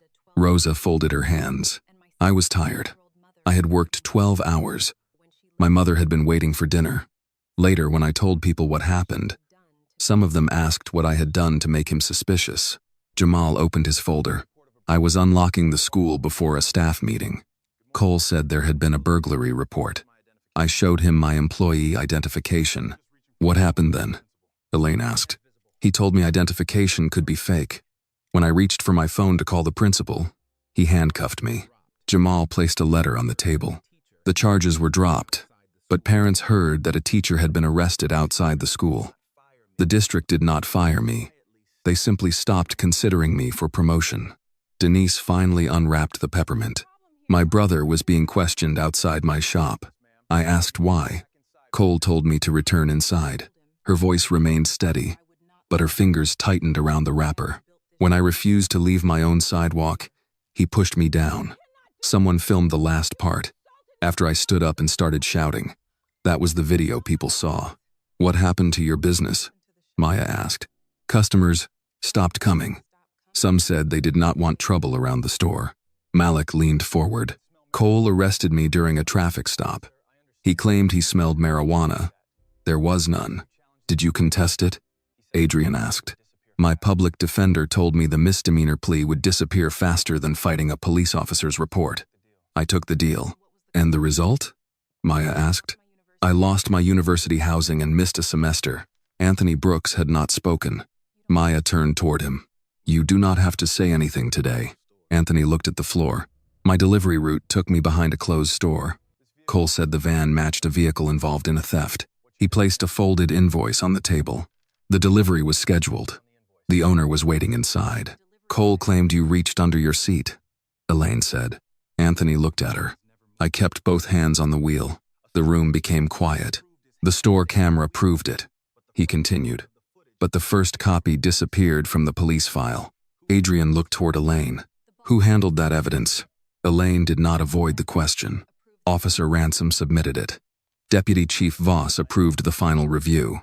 Samuel gave a humorless laugh. There it is. Elaine stepped away from the wall and took the last empty chair. I reviewed some of these complaints when they were filed, she said. Others reached me only as summaries. That is supposed to make us feel better? Denise asked. No. Elaine clasped her hands. I believed the evidence was not strong enough to survive the union, the city council, and the appeals process. I kept waiting for a case clear enough that no one could dismiss it. Samuel looked directly at her. And while you waited? Elaine took a breath. Cole remained on the street. No one answered, for several seconds. Maya watched each person in the circle. She had spent the morning focused on the false accusation against her, the edited video, and the damage to her professional reputation. Sitting in that room, she understood how different her position was. She had Adrian. She had Marcus. She had Eleanor. She had an advanced vehicle with cameras, biometric records, and international archives. These people had possessed only their own words. The system moved when it learned my title, Maya said. That does not make the system just. It proves how long it had chosen not to move for you. Rosa lowered her eyes. Maya continued. The Aether X9 can prove that Cole attacked me first, but none of you had $1 million machine recording every angle. Justice cannot depend on whether the victim owns better technology than the officer. Elaine nodded slowly. I am reopening all 6 cases. Samuel looked at her. You said that at the diner. I have already assigned them outside Voss's chain of command. Promises are easy in rooms like this, Denise said. You are right, Elaine replied. Judge me by what happens next. Maya turned toward her. Delay can wear the clothes of caution and still serve injustice. Elaine accepted the words without defending herself. What do you need from us? Malik asked. Your original complaints, every message from the department, every medical record, every photograph, and every name you remember, Maya said. Do not contact Cole. Do not contact Voss. Let the independent investigators preserve the evidence. Anthony looked uncertain. And what do you need for yourself? Maya considered the question. When she had entered the room, she had believed her task was to prove she had not assaulted Cole. Now that goal felt too small. I need the truth about the hotel, she said. But I also need the truth about everything that allowed the hotel to happen. Samuel placed his service cap back on his head. Then do not let them turn this into a story about one bride and one bad night. I will not. As the meeting ended, people remained to refill coffee and exchange phone numbers. Jamal helped Rosa gather her papers. Denise offered Malik a peppermint. Anthony stood beside Samuel near the Veterans Memorial. Adrian approached Maya. You changed your mind about what this fight is. I thought I was defending myself. And now? She looked across the room at the people whose complaints had been closed, minimized, or forgotten. Now I am defending the record they were never allowed to build. Outside the church, evening had begun to settle over Richmond. Across town, Raymond Voss received notice that the old complaints had been formally reopened. He read the list of names and understood that Maya was no longer fighting only for the truth about a few seconds on a hotel driveway. She was pulling years of buried evidence back into the light. By Sunday evening, the story had split into 2 separate attacks. On television, Maya Williams was still being described as the martial arts bride, a wealthy judge who had used advanced combat training against a police officer. Inside legal offices across Richmond, a different name was being discussed. The Honorable M. L. Williams. According to documents circulated by Raymond Voss and the police union, Judge Williams had shown possible bias against law enforcement and should be removed from Monday's hearing in Commonwealth of Virginia v. Entine. Cole Ransom. Voss believed the 2 campaigns would reinforce each other without ever touching. One story would turn the public against a young black bride. The other would push an allegedly hostile judge away from Cole's case. He did not yet understand that he was targeting the same woman twice. At the Richmond Circuit Court, Maya stood alone inside her chambers. The Judicial Council had extended her administrative leave until an emergency review could be completed. She had been instructed to collect personal materials but leave all active case files untouched. Her black robe hung behind the door. On the desk rested the fountain pen her father had given her after she joined the Virginia bar. Beside it sat a small copy of the Constitution and a photograph taken on the day she first took the oath of office. Maya picked up the pen but left the photograph where it was. A clerk appeared at the doorway. I'm sorry, Judge Williams. You did not make the decision, Clara. It still feels wrong. It may be the correct temporary procedure. Clara looked toward the robe. They are treating the accusation like a conviction. They are afraid of appearing protective. And that makes it acceptable? No. It makes it understandable. Clara hesitated. Are you coming back tomorrow? Maya looked at the sealed case file on the far corner of the desk. Commonwealth of Virginia v. Cole Ransom. That depends on what the review permits. Clara lowered her voice. People are saying you knew Officer Ransom was connected to a case in your court when you restrained him. I did not recognize him. I know. The public does not. Maya placed the pen inside her bag. Public uncertainty was exactly what Voss needed. He did not have to prove that she had acted improperly. He only had to create enough suspicion to make her presence in the courtroom appear dangerous. Her phone vibrated. Adrian had sent a link to a new report. A police union spokesman claimed Maya had failed to disclose a personal conflict involving the officer she violently subdued. The statement made it sound as if Maya had hunted Cole down. It did not mention that he had charged toward her after accepting Vanessa's accusation without verification. Maya closed the article. For the first time since the arrest, she felt the full weight of the strategy against her. They were not merely defending Cole. They were trying to make her integrity itself look suspicious.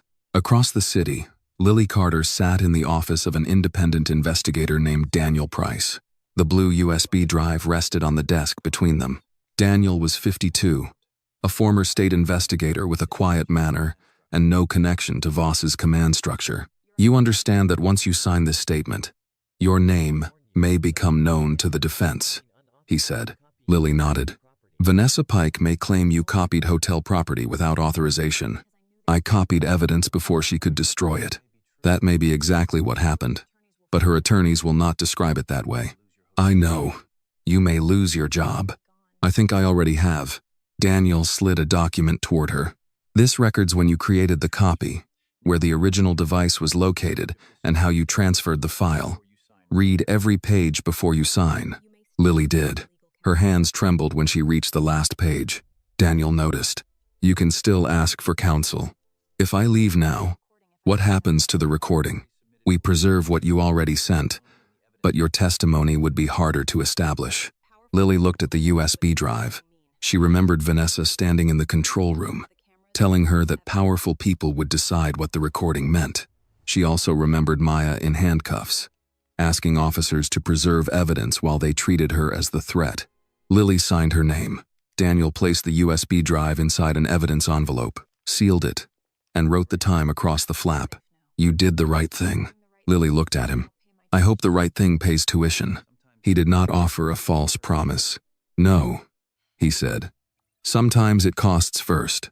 At Aether Mobility, Adrian received the completed preliminary certification from Geneva. The report confirmed that the video had been distributed to independent servers before Cole submitted his written statement. It also verified that no employee in Richmond could alter every archived copy. Adrian called Maya. They finished the certification. I'm leaving Chambers now. It is stronger than we expected. Good. There's something else.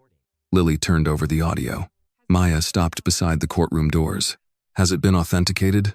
The original recorder may still be at the hotel, but the copied file contains device metadata.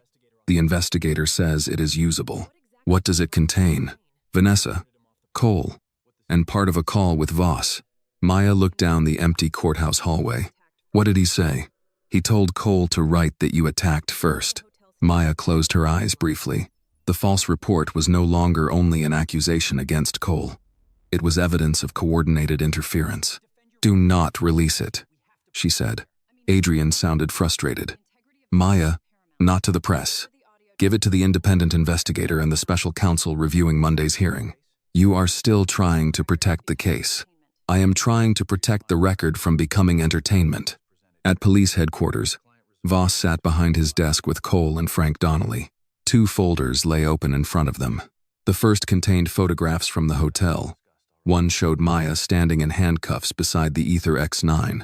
The second contained the latest recusal motion against M.L. Williams. Voss tapped the second folder. We argue that Williams has a documented relationship with civil rights groups, has reopened evidence unfavorable to the department, and now faces a public controversy involving police. Donnelly frowned. You are using the bride's arrest to remove a judge you still believe is someone else.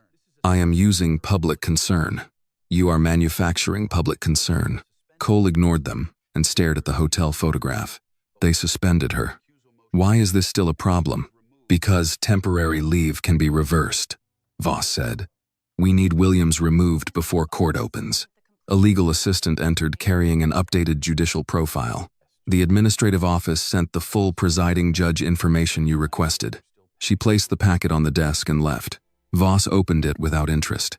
A page slid free and landed beside the hotel photograph. Presiding judge. Mael. Williams. Cole looked at the name, then at the photograph attached to the profile. His face changed. What? Voss asked. Cole picked up the page. That's her. Voss reached for it. What are you talking about? Cole pointed toward the hotel photograph, then the judicial profile. That is the woman from the wedding. Donnelly stood and took both pages. The bride in the white dress and the judge in the official portrait had the same face. Voss stared at the files as the meaning settled over the room. Cole had assaulted the judge assigned to his case. Voss had ordered a false report against her. Then he had tried to remove her from court through a separate campaign. Never realizing both attacks led back to the same person, Cole's voice dropped. I attacked my own judge. Voss looked at the two files lying together on his desk. No, he said. You gave her a reason to destroy us. Donnelly closed the folders. She does not need a reason, he said. You gave her evidence. Before dawn on Monday, Raymond Voss returned to police headquarters through the private garage. He used his own access card to enter the records floor and turned on only one desk lamp. The building was nearly empty, but the security system still logged every door, terminal, and file request. Voss knew that by morning, those records could become more dangerous than the hearing itself. He opened Cole's disciplinary archive and searched for the oldest complaints. Several files had already been restricted by Chief Mercer, but Voss still had access to the backup index. He found Samuel Green's body camera record first. The original file showed a gap of 3 minutes and 14 seconds. Voss deleted a duplicate copy and removed the associated transfer note. Next came Rosa Martinez's vehicle search report, Jamal Price's arrest log, Denise Harper's complaint, Malik Thompson's plea file, and the first evidence submission in Anthony Brooks's case. He erased draft reports, internal comments, and messages showing that Cole had contacted witnesses before their formal interviews. Then Voss opened the access history. His own name appeared beside nearly every record. He tried to clear the log. A warning appeared on the screen. External backup. Active. Voss stared at the message. Chief Mercer had moved faster than he expected. He closed the system and called Cole. Cole answered immediately. Where are you? Home. Stay there. I'm supposed to be in court in 3 hours. You'll be there. Until then, do not call anyone, and do not delete anything. Cole was silent. Did you delete something? Voss asked. No. Then keep it that way. What are you doing? Protecting us. That is what you said before. Voss lowered his voice. Listen carefully. Judge Williams is still suspended. She cannot walk into that courtroom and control what happens. What if they reinstate her? They will not. You did not know who she was until last night. I know now. Cole took a breath. The car footage is real, so we challenge how it was handled. And Lily's recording? Voss said nothing. Cole continued. Donnelly heard about it. He says an independent investigator has the file. Donnelly talks too much. He says your voice may be on it. Voss ended the call. Across town, Maya stood in her bedroom, fastening the cuffs of a white blouse. Her black judicial robe lay folded inside a garment bag on the bed. Adrian watched from the doorway. You are still planning to go? Yes. The council has not publicly reinstated you. They completed the emergency review at 5:30. And I am permitted to attend the proceeding under independent supervision. As the presiding judge? For limited purposes. Adrian entered the room. That does not sound safe. It is not about safety. It should be.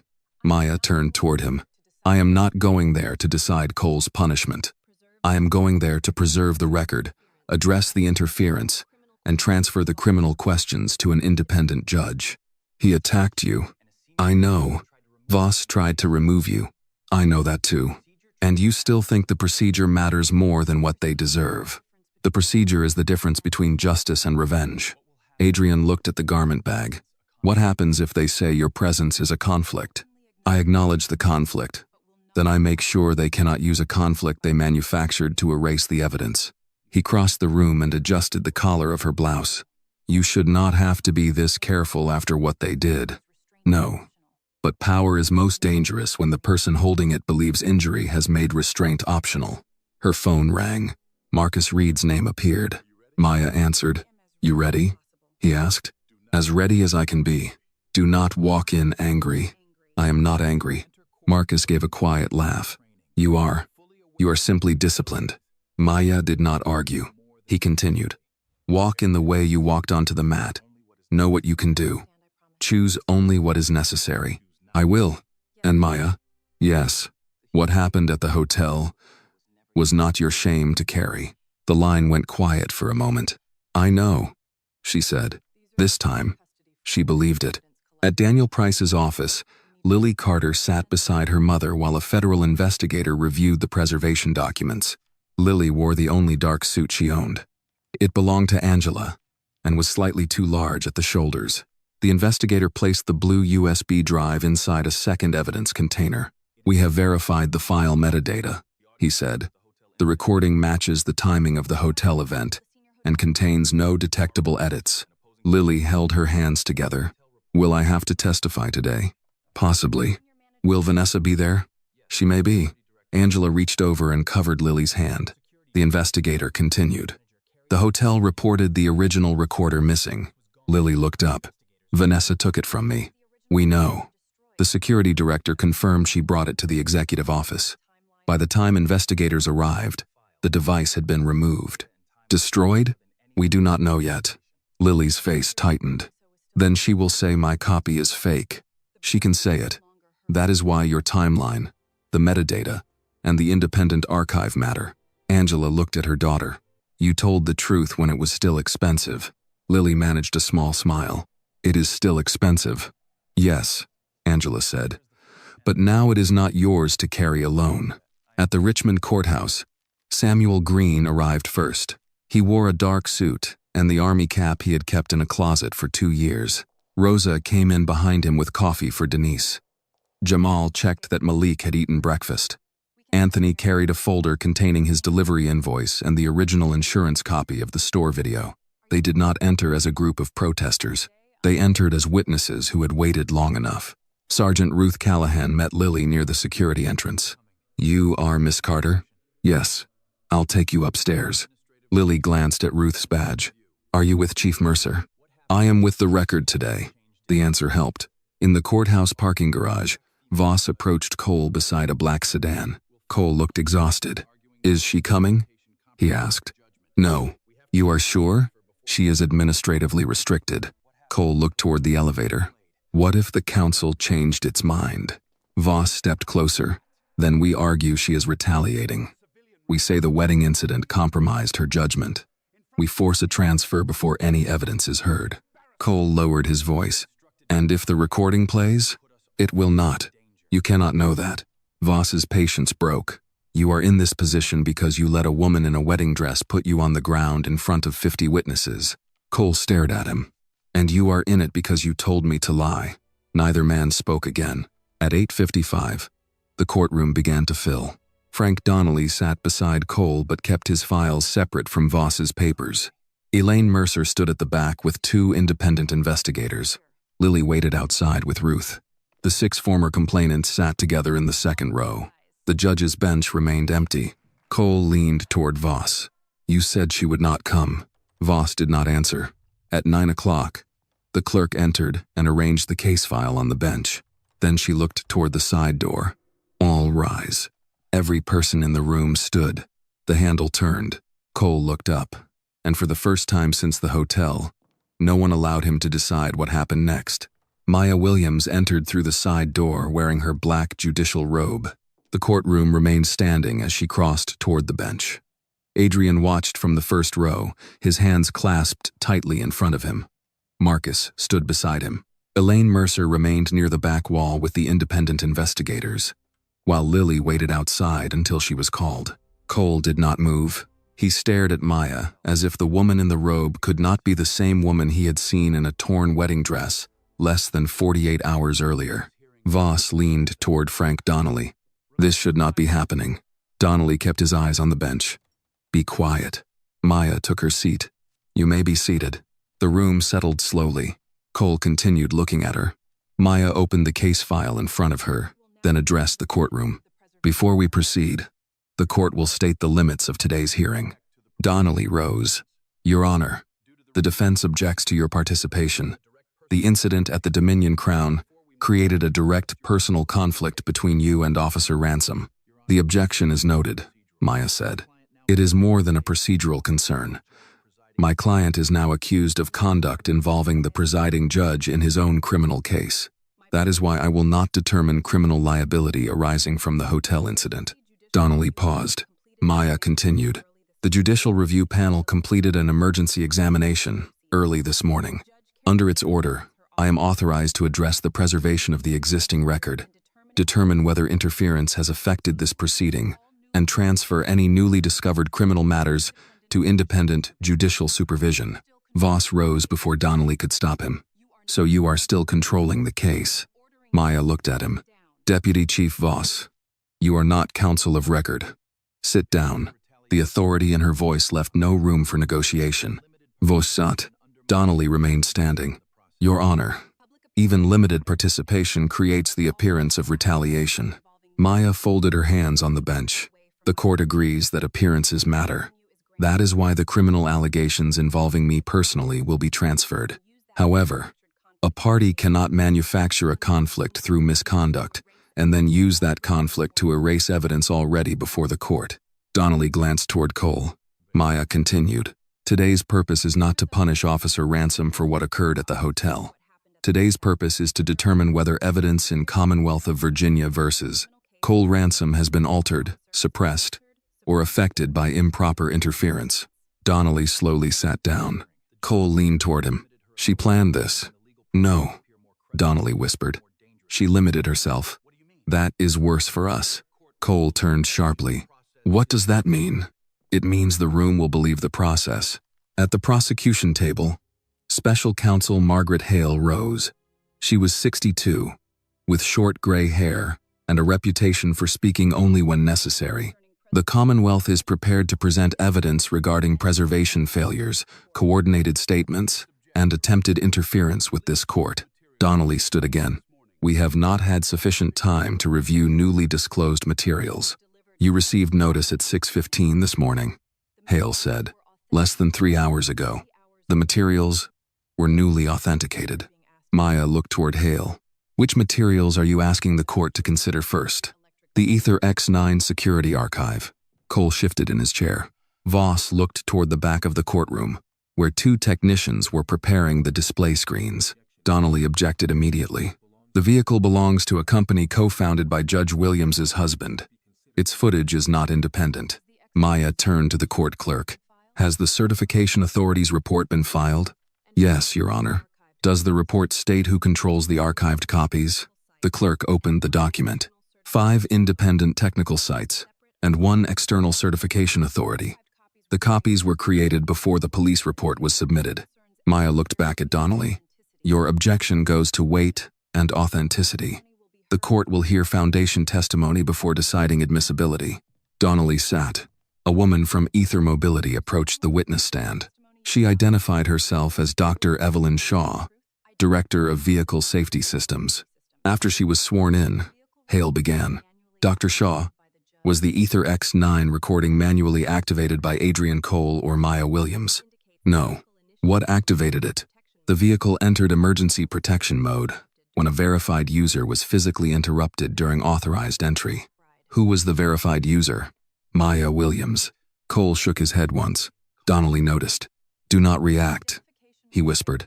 Hale continued. Was that identification based only on facial recognition? No. The system used 4 separate methods: facial recognition, palm vein authentication, a proximity key, and the approved transportation profile. And when was the identification completed? Before Officer Ransom reached her, a low murmur passed through the courtroom. Maya raised one hand. Order. The room quieted. Hale asked, "Could Mr. Cole alter every archived copy after the event?" No. The files were distributed automatically and digitally signed. Any change would create mismatched records across the archive sites. Were the files altered? No. Donnelly rose for cross-examination. "Dr. Shaw, your company has a financial relationship with Adrian Cole." "Yes. And Adrian Cole is married to Judge Williams." "Yes. So your company has an interest in protecting both of them." "The company may have an interest. The independent servers do not. Your software created the record. Our software created the original encrypted stream. Independent systems received and verified it. Software can malfunction." "Yes. Did this system malfunction?" "No." "How can you be certain?" "Because all independent sites received the same sequence, the same timestamps, and the same digital signature." Donnelly glanced at the screen. "You did not personally witness the incident?" "No." "So you cannot tell this court what Officer Ransom believed?" "No. I can only show what he did." The answer caused another reaction in the room. Donnelly returned to his seat. Hale faced the bench. "The Commonwealth requests permission to play the first certified segment." Maya looked toward Donnelly. "Any additional objection?" "Continuing objection on foundation and prejudice." "Preserved." Maya turned toward the clerk. "Play the recording." The courtroom lights dimmed. The main screen showed the entrance of the Dominion Crown. The Aether X9 stood in the driveway, one door raised. Maya approached in her wedding dress. The image was clear. The vehicle display activated. Authorized user, Maya Williams. Several people in the room looked toward Vanessa's empty seat in the witness area. The recording continued. Vanessa appeared at the top of the steps and pointed toward Maya. There was no audio in the first camera angle, but her movement was unmistakable. Cole entered the frame. He did not stop beside Vanessa. He did not look toward the driver. He did not ask Maya for identification. He ran directly toward her. The next angle showed his hand gripping the fabric at her shoulder. Cole lowered his eyes. Hale paused the recording. "Dr. Shaw, who made the first physical contact?" "Officer Ransom." Donnelly rose. "Objection. The video speaks for itself." "Sustained," Maya said. "The court will draw its own conclusion." Hale advanced the footage. Maya turned, captured Cole's wrist, and redirected him onto the red carpet. The motion lasted only seconds. She secured his arm, kept his hand away from his gun, and remained in control while speaking to him.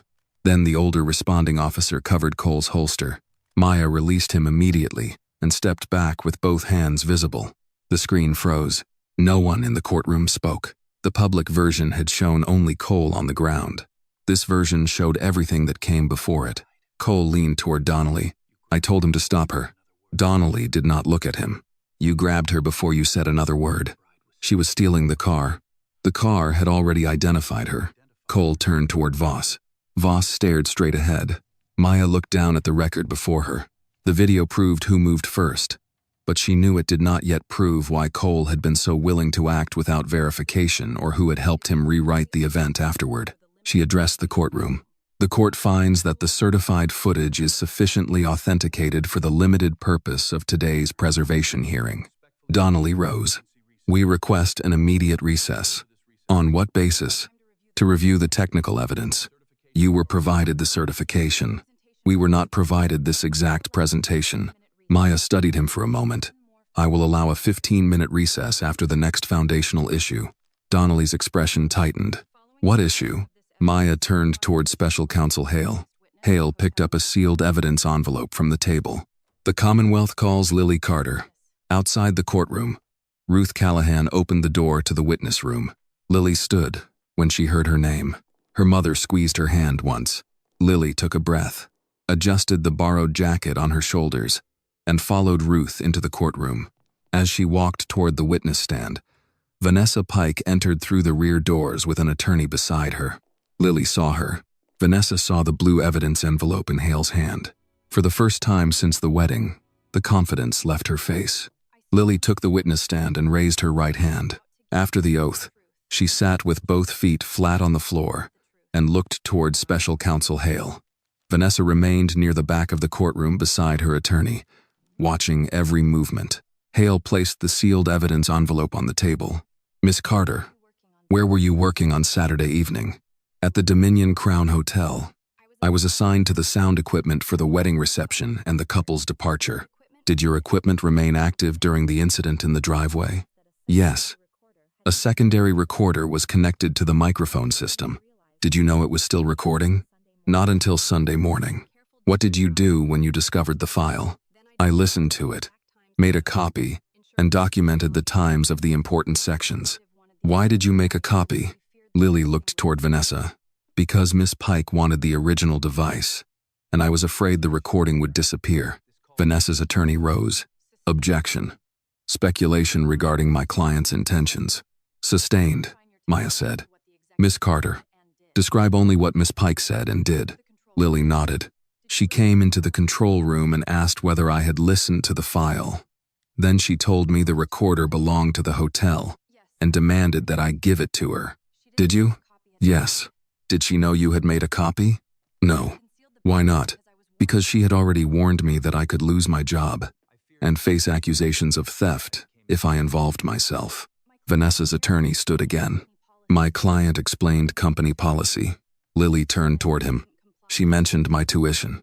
The courtroom became quiet. Hale asked, "What exactly did she say?"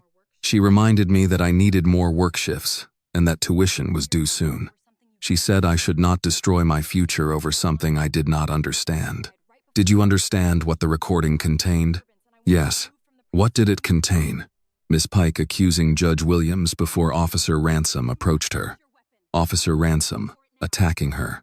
Judge Williams warning him to stop reaching for his weapon.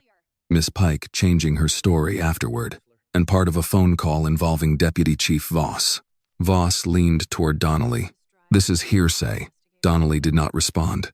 Hale lifted the evidence envelope. Did you provide this blue USB drive to investigator Daniel Price? Yes. Was it in your possession from the time you made the copy until you turned it over? Yes. Did you edit the file? No. Add anything? No. Remove anything? No.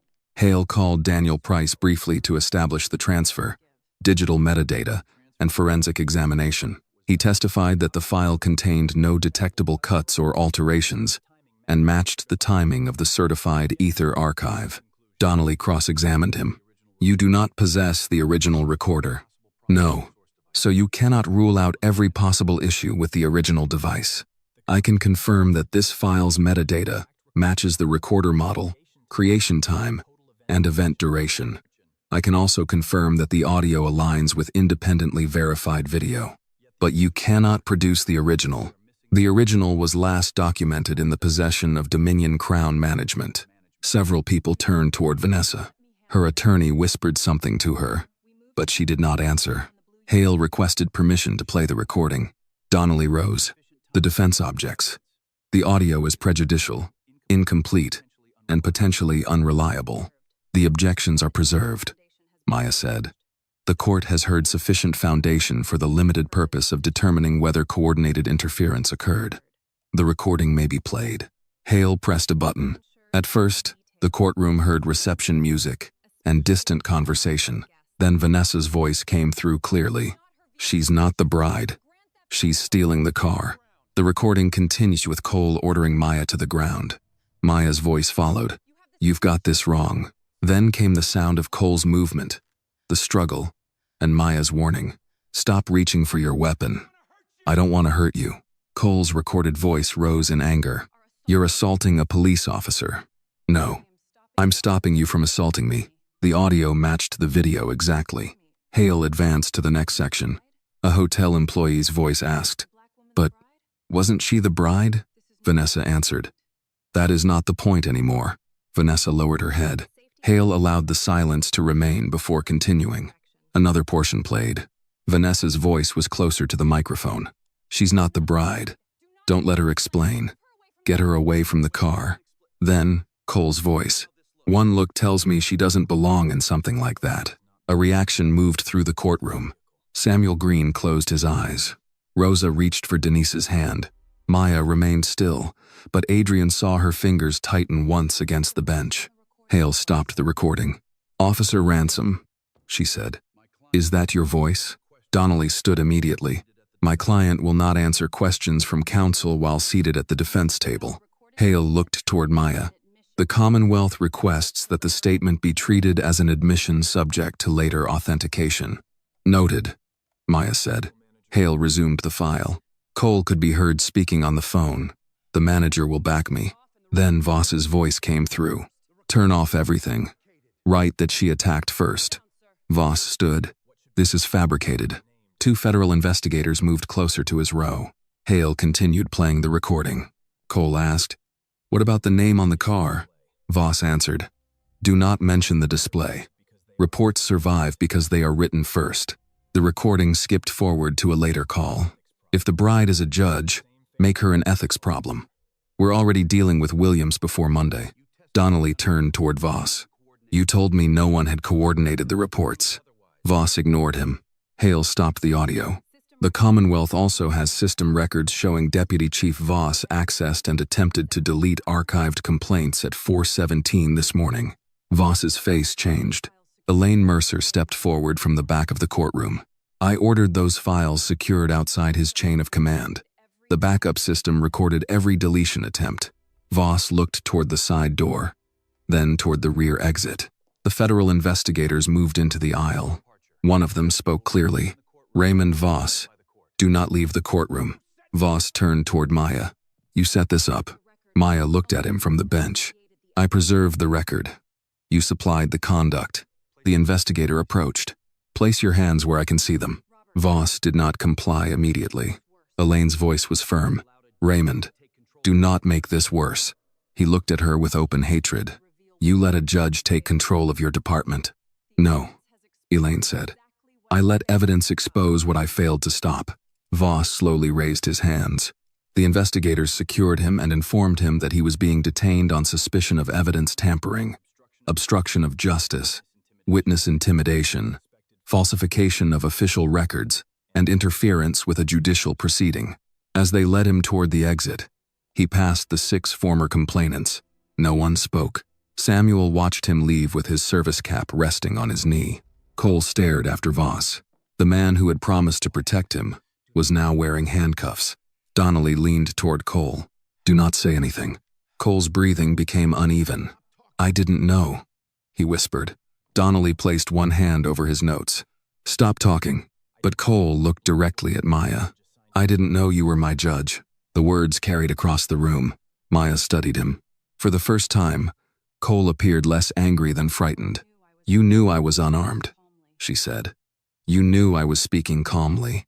You knew you had verified nothing." Cole looked down. Maya continued. "That was all you needed to know." Hale rose again.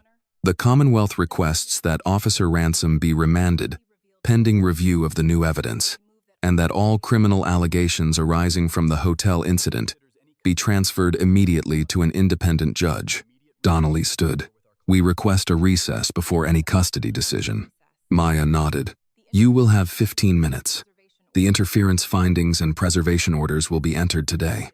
All new criminal matters involving me personally will be transferred as previously stated." She looked toward Cole. "This court will not decide your guilt based on anger, embarrassment, or public pressure. It will decide only what the evidence lawfully proves." Cole said nothing. The courtroom had spent the weekend hearing a story in which Maya had been the danger.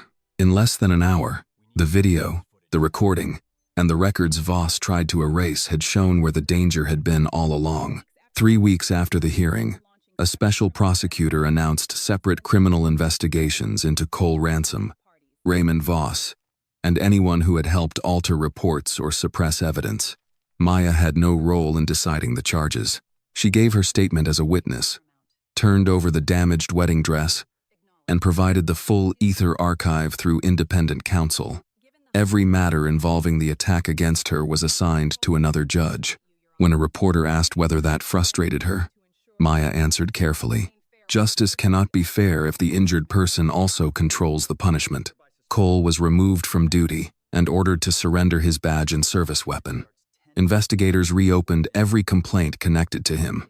The old reports were compared against body camera logs, dispatch records, medical files, private security footage, and witness statements.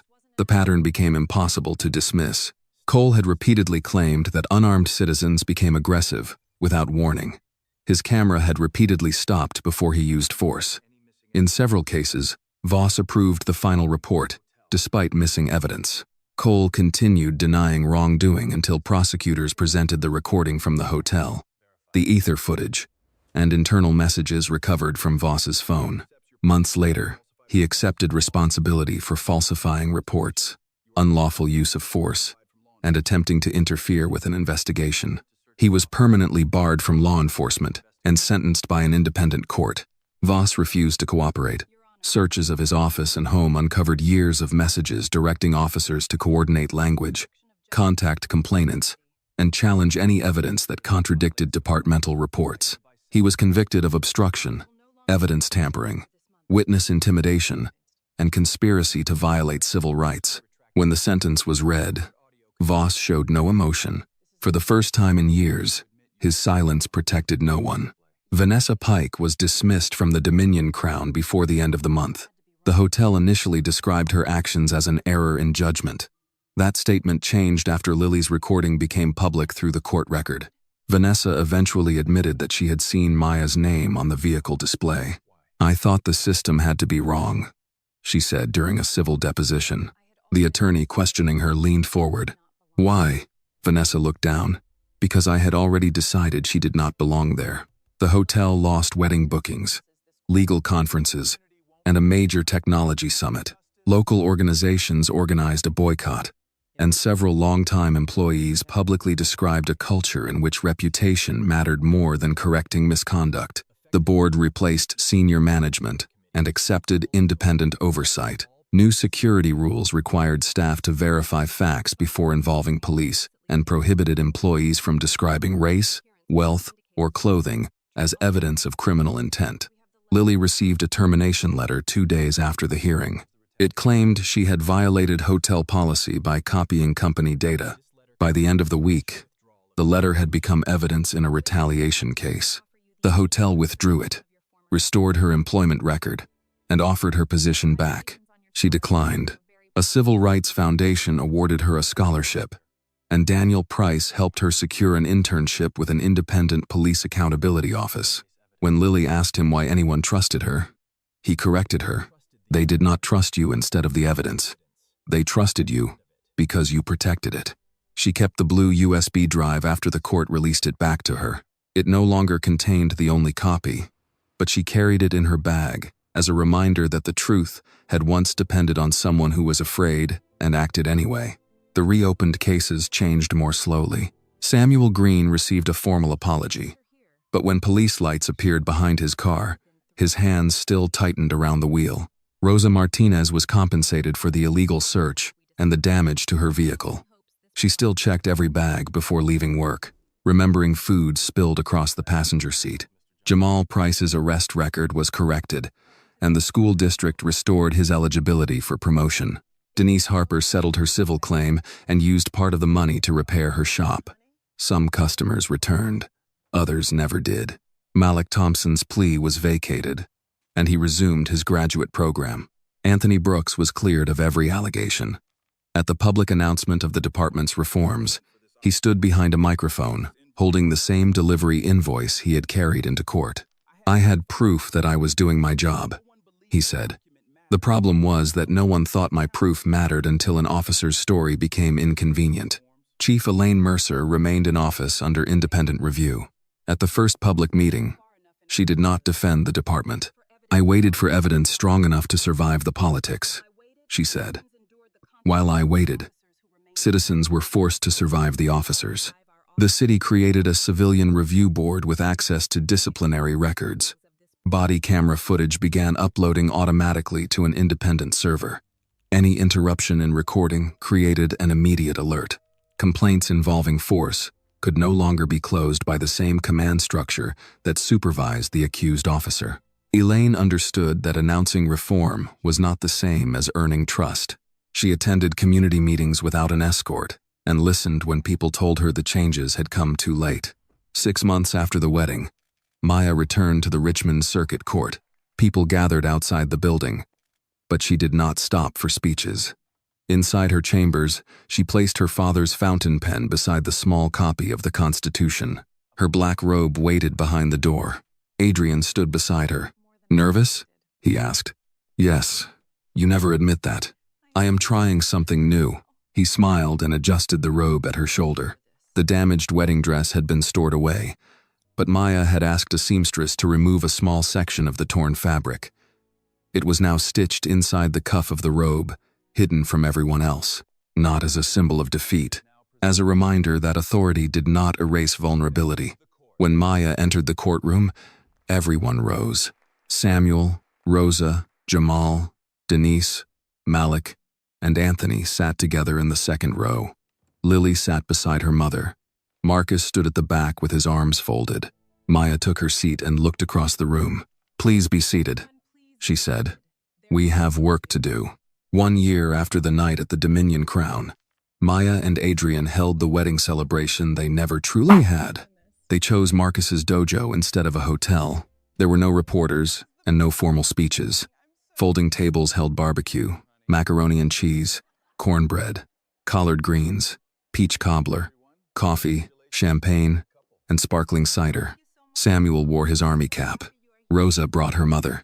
Jamal and Malik argued about college football. Denise handed peppermints to anyone who passed her chair. Anthony helped Marcus move tables, even after being told twice to sit down. Elaine arrived without her uniform and chose a seat near the back.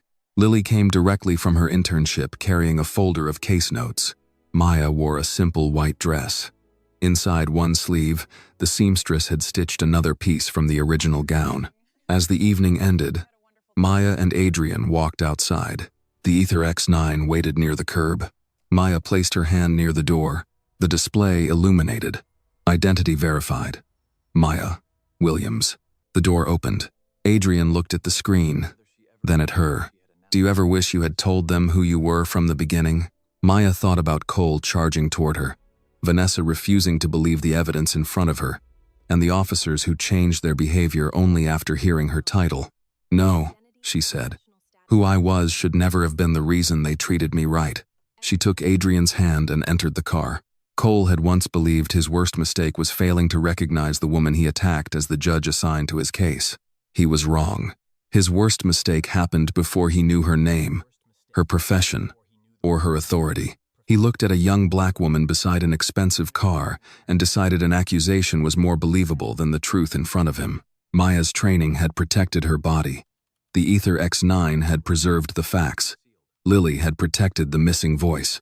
The former victims had proved that the incident was never about one officer, one bride, or one night. Justice did not come because Maya wore a robe, married a wealthy engineer, or knew how to defend herself. It came when people finally refused to let power decide whose truth deserved to survive. No one should need a title, a badge, $1 million car, or the ability to fight back before their humanity is believed. The lesson from Maya's story is simple.